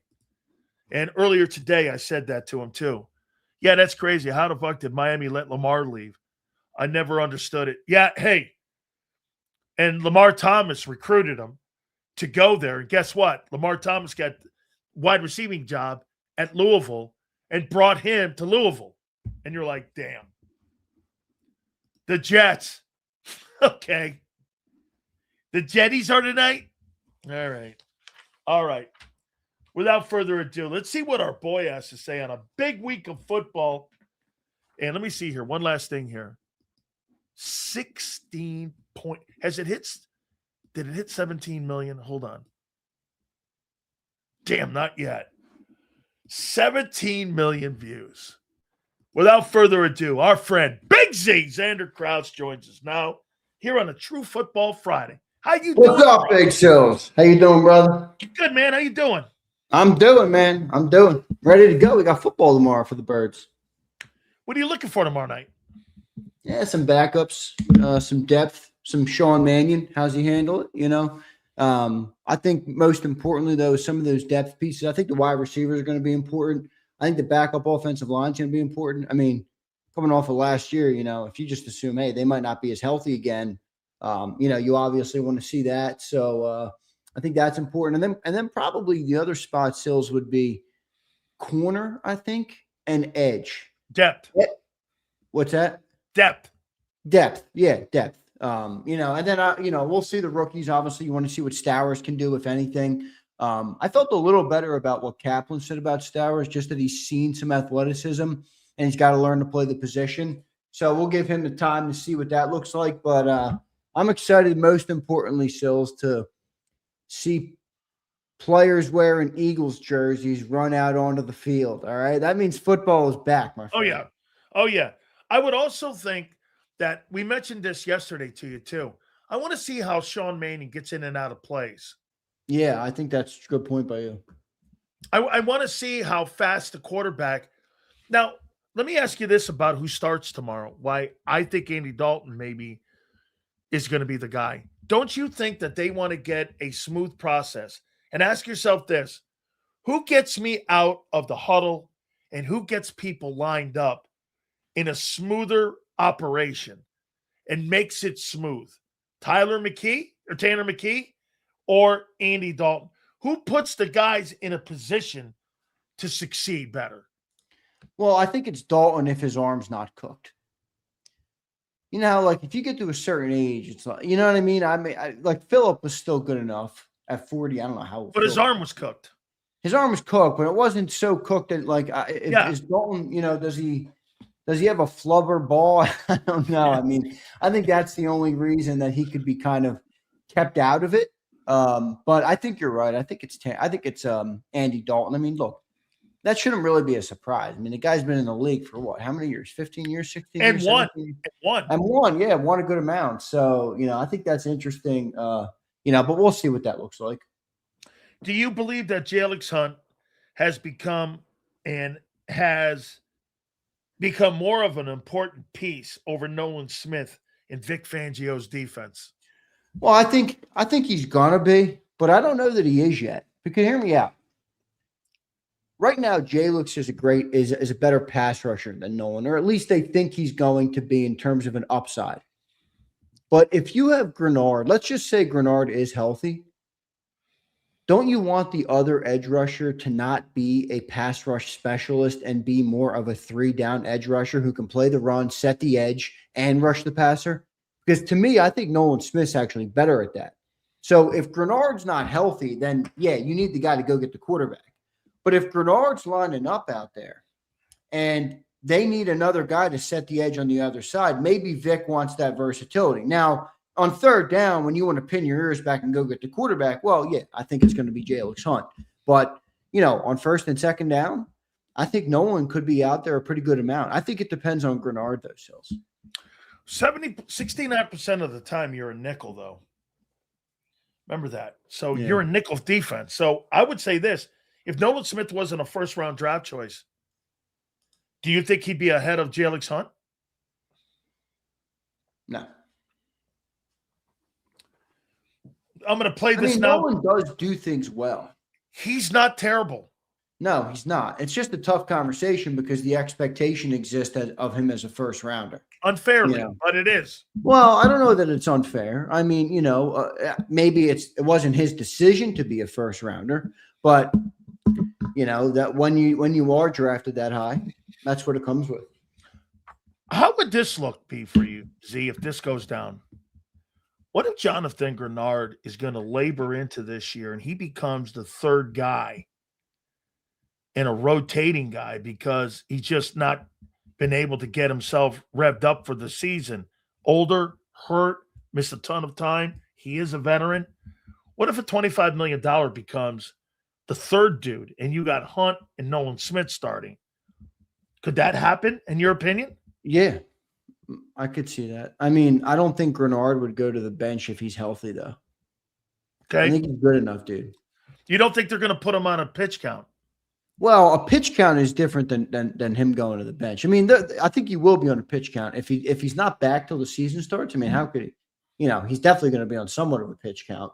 But, I mean, let's zoom ahead to, like, the playoffs, and you need your best three guys. I think Grenard is going to be one of the better two guys.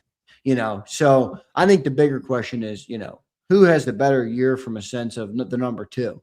Does Jalyx become that certified number two? Is it stay rotational? Does Nolan take a big step forward? It just feels like Jalyx is having such good camp. He's got such great athleticism, speed. Johnny Mack said he's really kind of grown into that NFL body with the NFL weight regimen and everything. You know, he looks the part of an edge rusher now. He looked a little smaller, and you know, when he came out of Houston Christian, so feels like Jalyx Hunt is about to take the top off, but we'll see. I mean, it's still potential. The word that you hate, Sills, which I understand. The Eagles' top two wide receiver spots are Devontae Smith and Dontavian Wicks. You think Lemon's cemented into that number 3 spot no matter what? Well, I don't think he should be, but I think he is. I mean, if he's good, then he should be. But I mean, based on what we've heard so far and him not playing, I don't think he should start there, you know. But look, it's hard to say because we haven't seen him. So, like, I might be saying no, and he's really the better player. But that's just going off of, what we heard from a couple practices that he No, didn't it's look all going that off great. of how we evaluated him at when he drafted him in the first round. Exactly. So he's I mean, I think getting he the benefit should of be the doubt. one if he's what we think he is. Or the Well, three. He's getting the benefit of the doubt, right? Yeah, and I'm not a big fan of that in a Super Bowl window year. Like I said, we've said this a lot. I mean, I think that's reserved for teams that are I'm looking to compete in 2028. I'm looking to compete in 2027, 2029. I mean, so I think it's a different mode the Eagles have to be in. But again, I got to give them the benefit of the doubt. I mean, I watched him put Jahad Campbell on the bench. I mean, Jordan Davis took a while to get playing time. He was the 13th overall pick. So, I think it depends on the player and the circumstance, and also depends on who's in front of him. Jordan Davis didn't play, but he had freaking Fletcher Cox and I think Javon Hargrave in front of him, if I'm not mistaken. Is that who it was? Yeah. Is that who was there? Don't forget Dominic Sue's in that mix too. Yeah, right. But remember, they signed Sue because Jordan didn't have a great rookie year.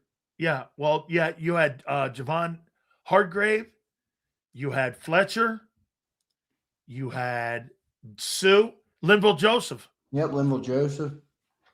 Linville Joseph started at the nose. Well, was Hargrave? Yeah, Hargrave was there. Yeah, Hargrave had double-digit sacks, I think, that year. 11. Yep. Reddick at 16. Sweat had 11. Brandon Graham had 11. Yep. I mean, that was a crazy year, dude. 70 sacks they had that year. Yeah, 70 sacks. Reddick had 16 and a half. Yep, 16. 16 sacks. Remember, then he went off in the playoffs. He had like 2.5 in the playoffs, too. Let me see what the playoffs were. Maybe 3.5. I thought, I know he annihilated people. 3.5, yep. 3.5. This guy had, they had 8 total in the playoffs. Dude, that guy almost had 20 sacks season. Dude, I'll tell you what, Brandon Graham had a hell of a year. Yeah, too. he had a hell of a year in the playoffs, and he had 10. I think that was his only year with double-digit regular season. Did he make the Pro Bowl that year? I don't know because there were so many dudes. I don't think he made the Pro Bowl that season. I don't either. BG had. He had 11. 11 sacks for BG and one in the playoffs. Damn, 22 was a crazy good defensive year. Yeah. It's interesting how we all hate, I don't, but how Philly hates Jonathan Gannon. And that was a pretty crazy defensive output. I think they ended up number 2 overall, right? No, I get it. The Super Bowl was number 2 overall. The defense was tough in the Super Bowl. They didn't play very good in that game. But remember, everybody was slipping like a motherfucker out there. When you're a 70-sack defense, you rely on getting home. All of a sudden, your guys are slipping like it's freaking ice rink out there. That's going to take away one of your best things. Can I give you a Sileo-ism here a little bit here? Sure. Can I see? Tell me if I'm going over Sileo and being too Sileo-ish here. Can you help me here? Sure. I got to hand it to Dak Prescott. Dak Prescott was asked a question by Kay Adams. Hey, what do you make of your boy George Pickens? Well, I think the Dallas Cowboys should pay George Pickens now. I think what he should do is Jerry should back it up. Let's pay him now rather than later. I want to see my guy get his money. I was like, now that's what I'm talking about, standing up for your guy. Funny, I don't hear anybody on the Eagles doing this. Hey, Jeffrey, why are we not paying a guy who's been to 2 Super Bowls and won one? How come Hurts doesn't get his money? I mean, but the leaders on the team like Lane Johnson or somebody going, how are you not paying this guy? Why wouldn't you pay that guy? All right. Well, I mean, it's completely different circumstances. Really? How? George Pickens is got franchise tagged. I know. Jalen Hurts is still on his big contract. I mean, yeah, but he still has fully guaranteed he's going to have next year. Yeah, $24 million next year. He's got to have a new deal coming up next year. I mean, right. So maybe they'll fully guarantee it next year. I think this is a bigger conversation for next year. Really? Huh? Yeah, I do. And also, I mean, it's you're giving Dak the credit. I mean, with all due, I'm fine with him making the big money, but I mean, it's easy to do that and hey, pay my guy once you got your $60 million. I'm just saying, I would like to have seen Lane maybe step in and go, hey, why are we not giving this guy a new contract extension here? How about a new 3-year deal for the greatest quarterback in Eagle history? Why not? The most accomplished. I think it would be fair to say, maybe get Devontae a new contract. Devontae Smith. Oh, we got to I see became him a number too. one, and he's paid like a number 2. Whoa. He's been given a number one. Now he's got to go earn the number one. All right, that's fair. That's fair. Right? Because I think you're going to see a little bit more of an issue for him this year because he doesn't have what AJ had and what he had, each other. I think they had one another out there, and they feed and fed off one another. You know who you have? Elijah Moore. Dude, You AJ got Brown. Johnny Wilson. I took you to the woodshed yesterday on AJ. Get the fuck out of here. I'm What sorry, dude. Woodshed, really? I didn't mean to do it, These but self-proclaimed woodsheds are I crazy. really did it. No, not self-proclaimed. I was reading the comments on that video. Woodshed. Holy moly, the comments were cooking you, man. They were like, Zander On took what? this guy to the fucking On slammer, On dude. what? A comment that Drake May made? That Drake May made on August 14th? A.J. Brown's going to get 1,400 yards and 110 catches this year. And that BS comment that he made when he was playing Donald Trump and being a politician will not matter. I'm just At saying. all. I'm just saying what happened. I'm sorry it happened, but it Hey, did by happen. the way, you see that Christian Gonzalez a little banged up after AJ took him to the woodshed the entire game. He's all banged up right now. What's he? He's crying about a new contract, isn't he? He is crying about it. Everybody's crying about a new contract. Hey, well, wait till Q gets in line, They're not going to wait. bro. Q, I'll guarantee this right He'll now. be On the the first show. one. You think he's the first? Let me Yeah. guarantee this right now on the show.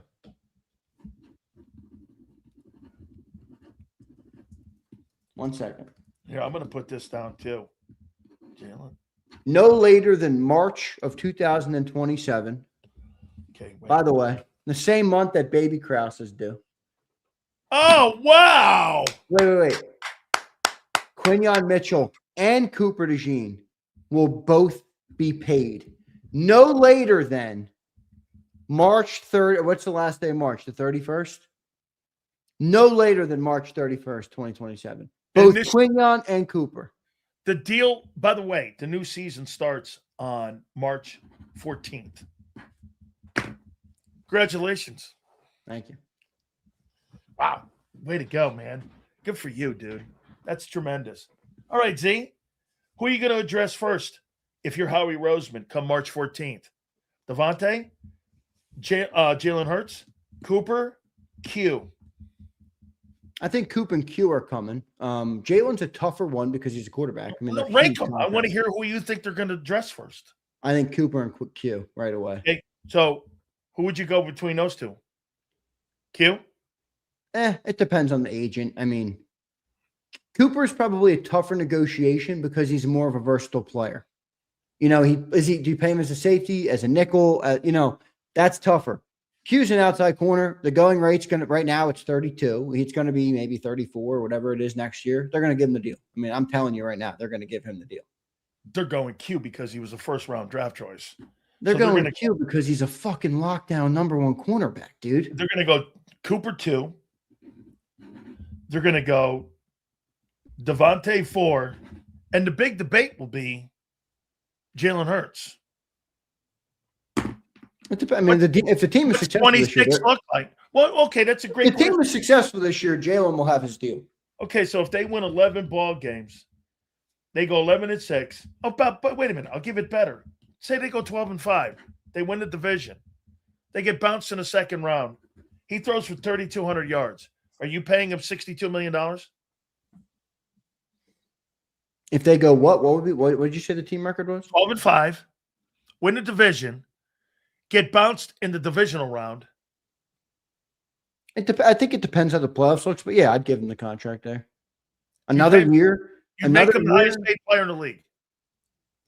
Another year at 12-5. You got rid of AJ Brown. You got another new coordinator in, and he goes 12-5 and wins the division again. Okay. Yeah, I'd give him a contract. Yeah. Okay. All right. So, in your opinion, the floor for him getting his deal is 12-5, win the division, and you get that's the floor. Getting knocked out in the divisional Well, round. it always is going to depend how it looks. I mean, they went 11-6 last year. They could have went 12-5, and the offense. I mean, let's call a spade a spade. They never looked like they did a damn thing the whole freaking year. We were like, what is this offense? If it looks like that, I mean, it's going to be a different conversation. The context always goes into it in terms of how it looks and, what's kind of the context of the situation. But if you're telling me Jalen goes into his 6 years as starter and they land in the playoffs again with a fourth division title in 6 years, I mean, I get it. People want the beauty pageant, but good Lord, that's a lot of winning, man, in a tough division. Hasn't been the toughest so far, but there's been no repeat winner since 2001, 2002. I never thought Aikman was a sexy winner. Yeah, that's what I mean. I mean, again, I feel the same about Jalen Hurts as I do about Nick. And everybody, it's funny because all the people who hate my takes on Nick, will love my takes on Jalen when it comes to giving him credit. I'm not of the belief that any team can be the winningest team in the National Football League in the last 4 years and have a coach and a quarterback that don't have anything to do with it. I just don't have that belief. Are there ways that they could each be better? Sure. Are there ways that Jalen could be better? Sure. Are there ways Nick could be better? Absolutely. But when you're talking about the big picture and the overwhelming success that team has had, coach and quarterback got to get big credit. And if he does that once again, and they're back in the playoffs and they're back on top of the division, yeah, I'm giving him the money. I think he's earned it. This new offensive approach, does this give Hurts or Barkley a huge year and a bounce back year? Who has more of a bounce back year with this new offense? I think it's Barkley because they, if you listen to Sean speak earlier this week, he did kind of tip his hand, not tipped his hand, but he basically told you Barkley's still going to be the focal point of the offense, and I think that's a good thing. I mean, this is so it's been a running team for a long time. They have a great running back in Saquon Barkley, got a good offensive line. Hopefully, they stay healthy again, and I think that's the method you want to win with. What I think Jalen needs to do differently this year is when the opportunity presents itself for him to rise up, him to take over a ball game, him to be the guy that raises up the ship, then I think he needs to do that more. I mean, last year when the run game didn't go well, Jalen struggled to do his part in terms of lifting up everything. In fact, I think he played pretty poorly passing the football. So I think that's what he has to do differently this year, but it's going to be a running year again. I saw something last week and this week, and you tell me that. So I watched Fernando Mendoza play last night, and I watched Carson Beck play. I saw these young players picking up pro offenses, throwing the ball around, looking pretty sharp. I mean, these are guys that are learning a new system too. Yeah. These are guys that are learning the pro system too, right? Passing against practice squad guys, which is okay. Still NFL guys, but yeah, I mean, it's different. Well, I think, to me, in my opinion, that when you're moving the sticks with shitty players around you and you're still moving, that's fair. And you're putting in people. Imagine if I played with better players, would I be able to get myself in a better position? Yeah, but you could also say, imagine if you played with better defense. Okay, yeah. Well, but what I'm saying is, I saw those guys getting in and out of plays. I saw those guys getting in and out of throwing the football. We should expect the same from Hurts, right? With this new offense. In terms of just running the offense? Being a smooth operation. Yeah, I agree. I mean, I do think you can't be at this point in your career and not have some of those things down. But I got it better not look choppy. It better not look choppy like every series, right? Well, Jalen is a little bit. His style kind of has always created a little choppiness. Yeah. It seems like they're trying to get him a little more out of that, which could be a blessing or a curse. But again, I go back to the unit. The unit has to be great around him, and Jalen has to do his part. Like, that's why I loved about 24. Like, Jalen didn't really have that good of a year in 24. Like, nobody's kidding. Like, he had 2,900 passing yards. Like, he didn't have to do that much. But the thing I loved was when the game called for him to make a play and be a playmaker, he always did it. He did it in the playoff game versus the Rams. He had a 60-yard touchdown run. Now, the rest of that game wasn't great for Jalen, but, the team won the game. In the championship game versus the Commanders, he had a great performance. In the Super Bowl, when Steve Spags said, I'm taking away Saquon Barkley, Jalen Hurts made him pay. And Spags said that on a podcast afterward. He said, Jalen Hurts fucking made me pay, because I wanted to take away Barkley, and we were successful at doing that. So that's what I think Jalen has to do. I don't think it has to become the Jalen Hurts show. I mean, I don't think that's a great way to go about it for many teams, unless you're Patrick Mahomes. That hasn't worked for basically anybody. I looked at Jalen Hurts kind of as a maestro in 2024, where he had the greatest band of all time and the greatest orchestra. And he went like this: look, I want a lot of drums, which is Barkley. I want a lot of defense, which is over here, the horns. And I think he just sat there and he was more of the orchestrating guy. He didn't have to really be anybody. But then again, he's got moments like Caplan said. Caplan doesn't think Hurts is an elite talent. He has elite moments. And I think the one thing that he has to be able to do is he's got to be more consistent on those elite moments, don't you think? Yeah, I agree with that. I think consistency needs to be not only return, but it needs to be consistently consistent. I mean, you got to be able to rely on the quarterback, and I think that would be a fair criticism of Jalen at this point.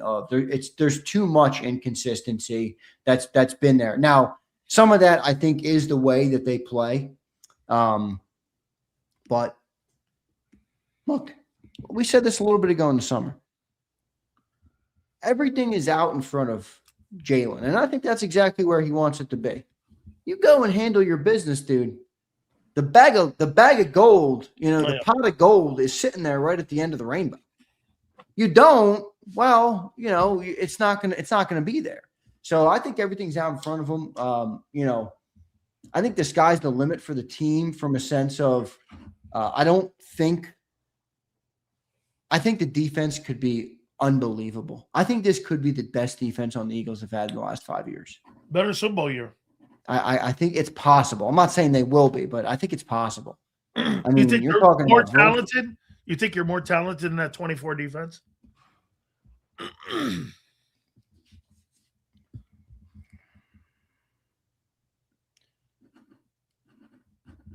Where do you think they're not as talented? I'm genuinely asking. I'm trying to think about it in my head. I don't think you're as dominant as you were at the edges in 24. Edges, we had who? Josh Sweat. I don't know, dude. Remember, we had Nolan Smith, who really was kind of the big guy at the end of that year. Josh Sweat was good. I'm not taking away from Josh. Josh Sweat had 2.5 sacks in the Super Bowl, didn't he? Yeah, I'm not taking away from Josh. I'm just saying, could Grenard be Sweat? I think he could be. Okay. Jay looks emerging. Okay. Got a better Carter. The corners are. I know we had Slay, but I think the corners are better. You think Carter's going to be better this year than he was in 24? I think he would have to be for this scenario to be true that they're better than 24. In fact, I think he's probably the crux point of the conversation. I mean, if he's not, the defense probably won't be. But if you get this new version of Jordan Davis who continues to take steps forward and Jalen Carter's back to his menace self, holy crap, dude. How are you going to play against this defense? So your secondary was Q, Blankenship, Gardner Johnson, and Slay. You think this group is better? Well, rookie Q and Slay did miss a lot of time. He went in and out of games. Almost. And Isaiah stepped in. There's been a pretty good corner up in Minnesota. Yeah, probably right now on paper, I think they're a little worse.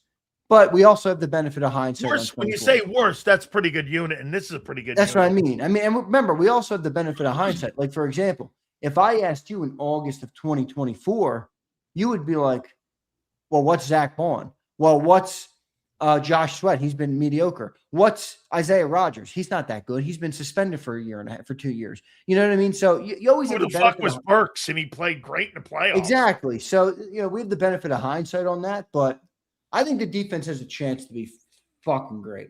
And then you have the run game. I mean, if the run game can get back going, and Jalen fills in the blanks. I mean, shit, dude. I think the Super Bowl is the ceiling for this team. I think they can get there, but they got to do a lot. I mean, there's a reason it's hard to win a Super Bowl. You have no issues with Lane Johnson. I'm concerned. Just from a health standpoint, he missed half the year last year. You don't get any younger. So I'm a little concerned about it. Hey, if he gets hurt, it's going to be very hard to win a Super Bowl. I know you may disagree. I don't know how your position is on this, but That fight yesterday fucking hit me in the face. Bro, that fight yesterday, Ajomo going after Fred Johnson's knees. Hey, fuck you. Okay? Seriously, dude. I get it. Tempers flare. But come on, man. I know, dude. I kind of agree with you. That was fucked up. Come on, dude. That's his livelihood. Hey, right. You want to fist fight me? I don't have a problem with that. Let's go ahead and go round and round. But diving at my knees like that, and you know that the guy's battling with Markel Bell right now on a swing tackle, you're talking about jeopardizing the guy's ability to stay on the roster. Yeah. I think it was a bullshit move, dude. I agree with you. And by the way, I don't blame anybody. Fights happen. It's stupid. I hear somebody goes, Sills, don't you blame Nick for? No, I don't blame Nick for any of that. But again, I heard John talking about it, and I was like, yeah, you can't really legislate that shit. All you can tell guys is, I don't want to see this shit out here again. Let's not have this happen again.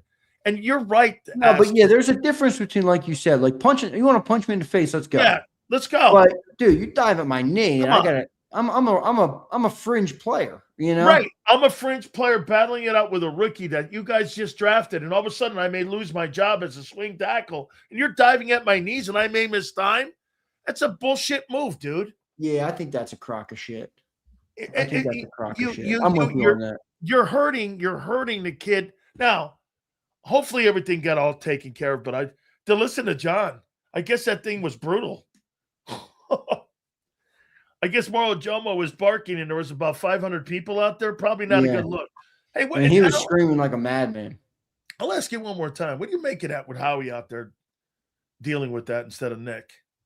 Well, I asked that to John. I thought that was a little weird. I mean, but dude, that's kind of how Howie shouldn't that be Chris Cooper's job? Yeah, I don't know. I mean, when you have a fight like that, maybe it's above his pay grade. Yeah, your head coach. But I think it's Nick. Yeah. I mean, Nick was in there, but that's kind of the way the Eagles roll, dude. Like, and that's Howie. Like, Howie's a great GM, but he's got a little bit of that little man syndrome where he's got to be like, you know what I mean? Like, he's got to get out there. He's got to be the guy. So I think maybe some of that. I think he puts a stamp on everything that this is my roster. You know how? Do you remember that? That's what John said. He said he controls the roster. You're damn right, that's his purview. But do you remember that scene in Indianapolis when he was congratulating guys? They were coming into the locker room. He was patting people on the back, and I was sitting there thinking to myself, "Huh, interesting." Well, Z, we got football tomorrow. I know. Who do you think starts? I think Dalton for like 2 series, and then he's done. Because he's old. So I don't think he's like, even if he's a backup, I don't think he's gonna want to play. He's gonna be like, bro, play McKee and that dude Cole Payton. I don't want to play. I want to see Cole Payton. Me too. I think he's gonna be entertaining. Oh, I want to see him. I want to see him chuck it. I want to see him get in there. I've noticed something that you've omitted from your conversation this offseason. Tell me, please.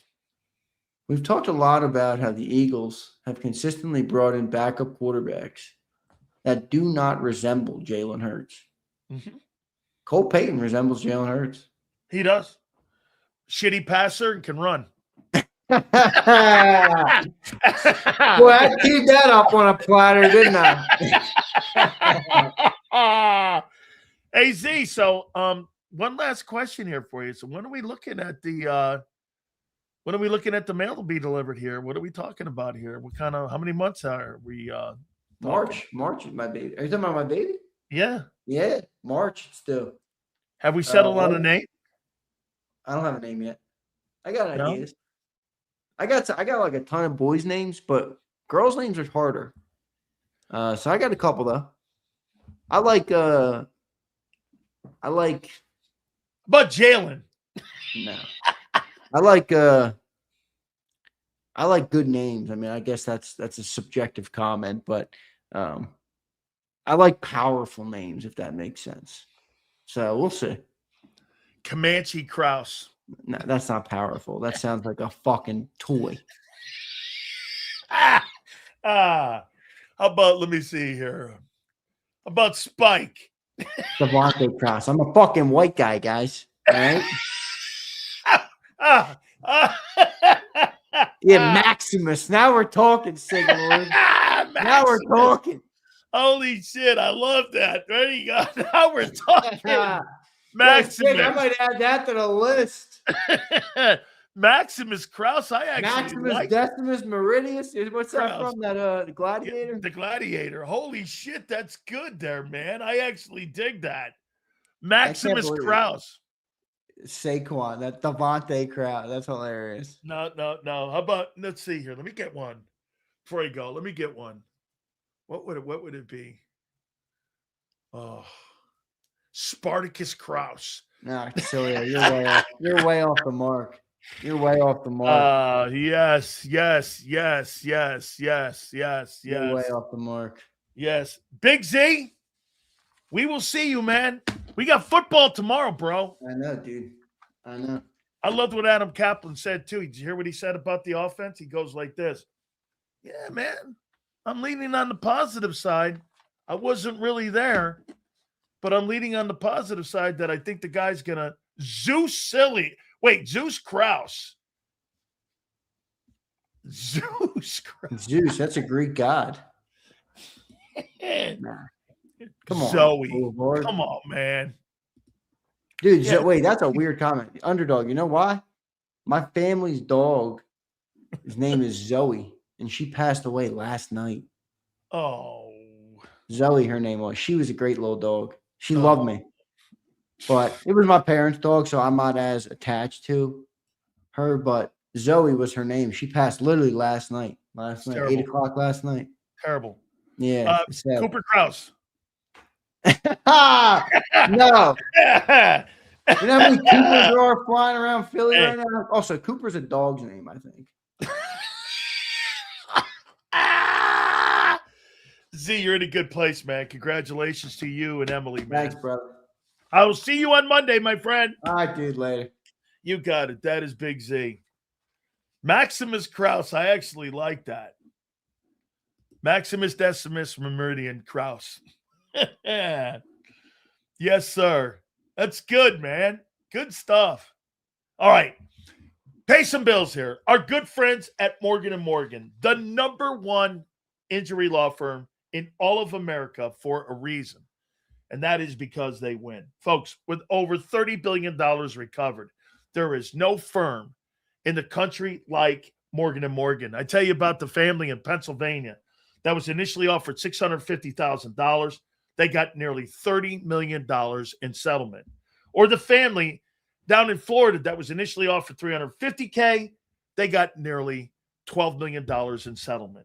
Go to forthepeople.com/big sales or pound love 529. That's forthepeople.com/big sales or pound love 529. And do me a favor. You tell them Big Sales sent you. There's a reason the Karate Master was the #1 salesman in the lumber department.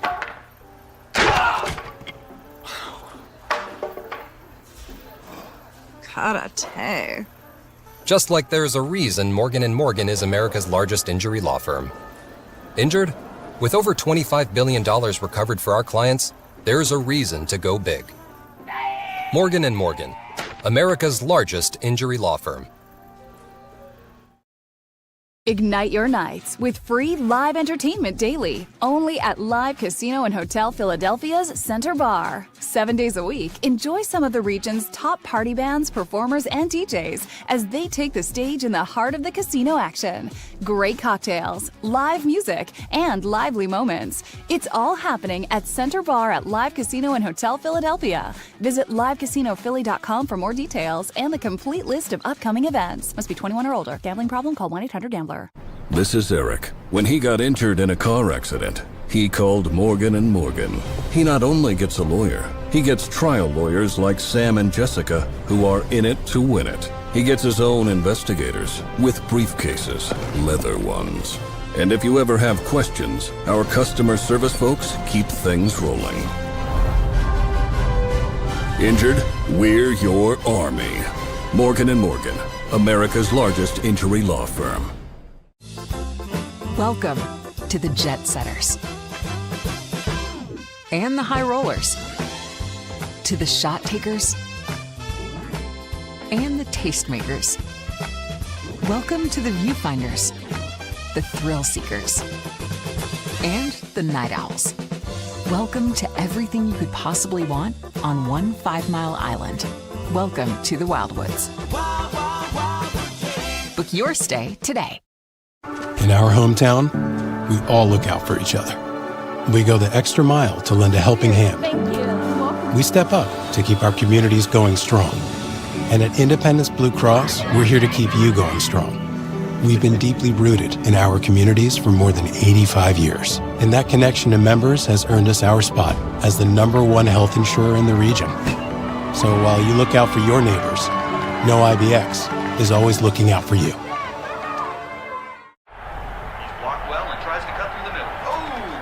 Your gut says Miami is going to win, and you should take the over. Your gut also said your NFT selfies would only go up in value. They didn't. But your head is on Sports Grid and knows the QB is in concussion protocol. The backup has a 45 QBR against the zone coverage. The New York D has the most sacks in the league. So yeah, trust your head. It's smarter to be on Sports Grid. EAGLES. Eagles.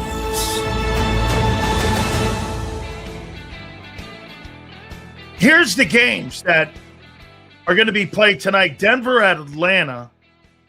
I believe that's an ESPN game. And the game on the NFL Network tonight, Tampa Bay versus New York. I'll be looking in on that game to see what Ruben Bain does. Also, Miami, Washington. Doubt that they're going to play like a lot of the starters for Washington, especially with the injuries that they have gotten. I wonder what they're going to do with Tagovailoa too, because Michael Penix and him are in a battle for that job. So we'll see what happens there. But games, big 1, 2, 3, 4, 5, 6, 7 games on Saturday. Eagles will play at 7:00. That'll be on Saturday live from Baltimore.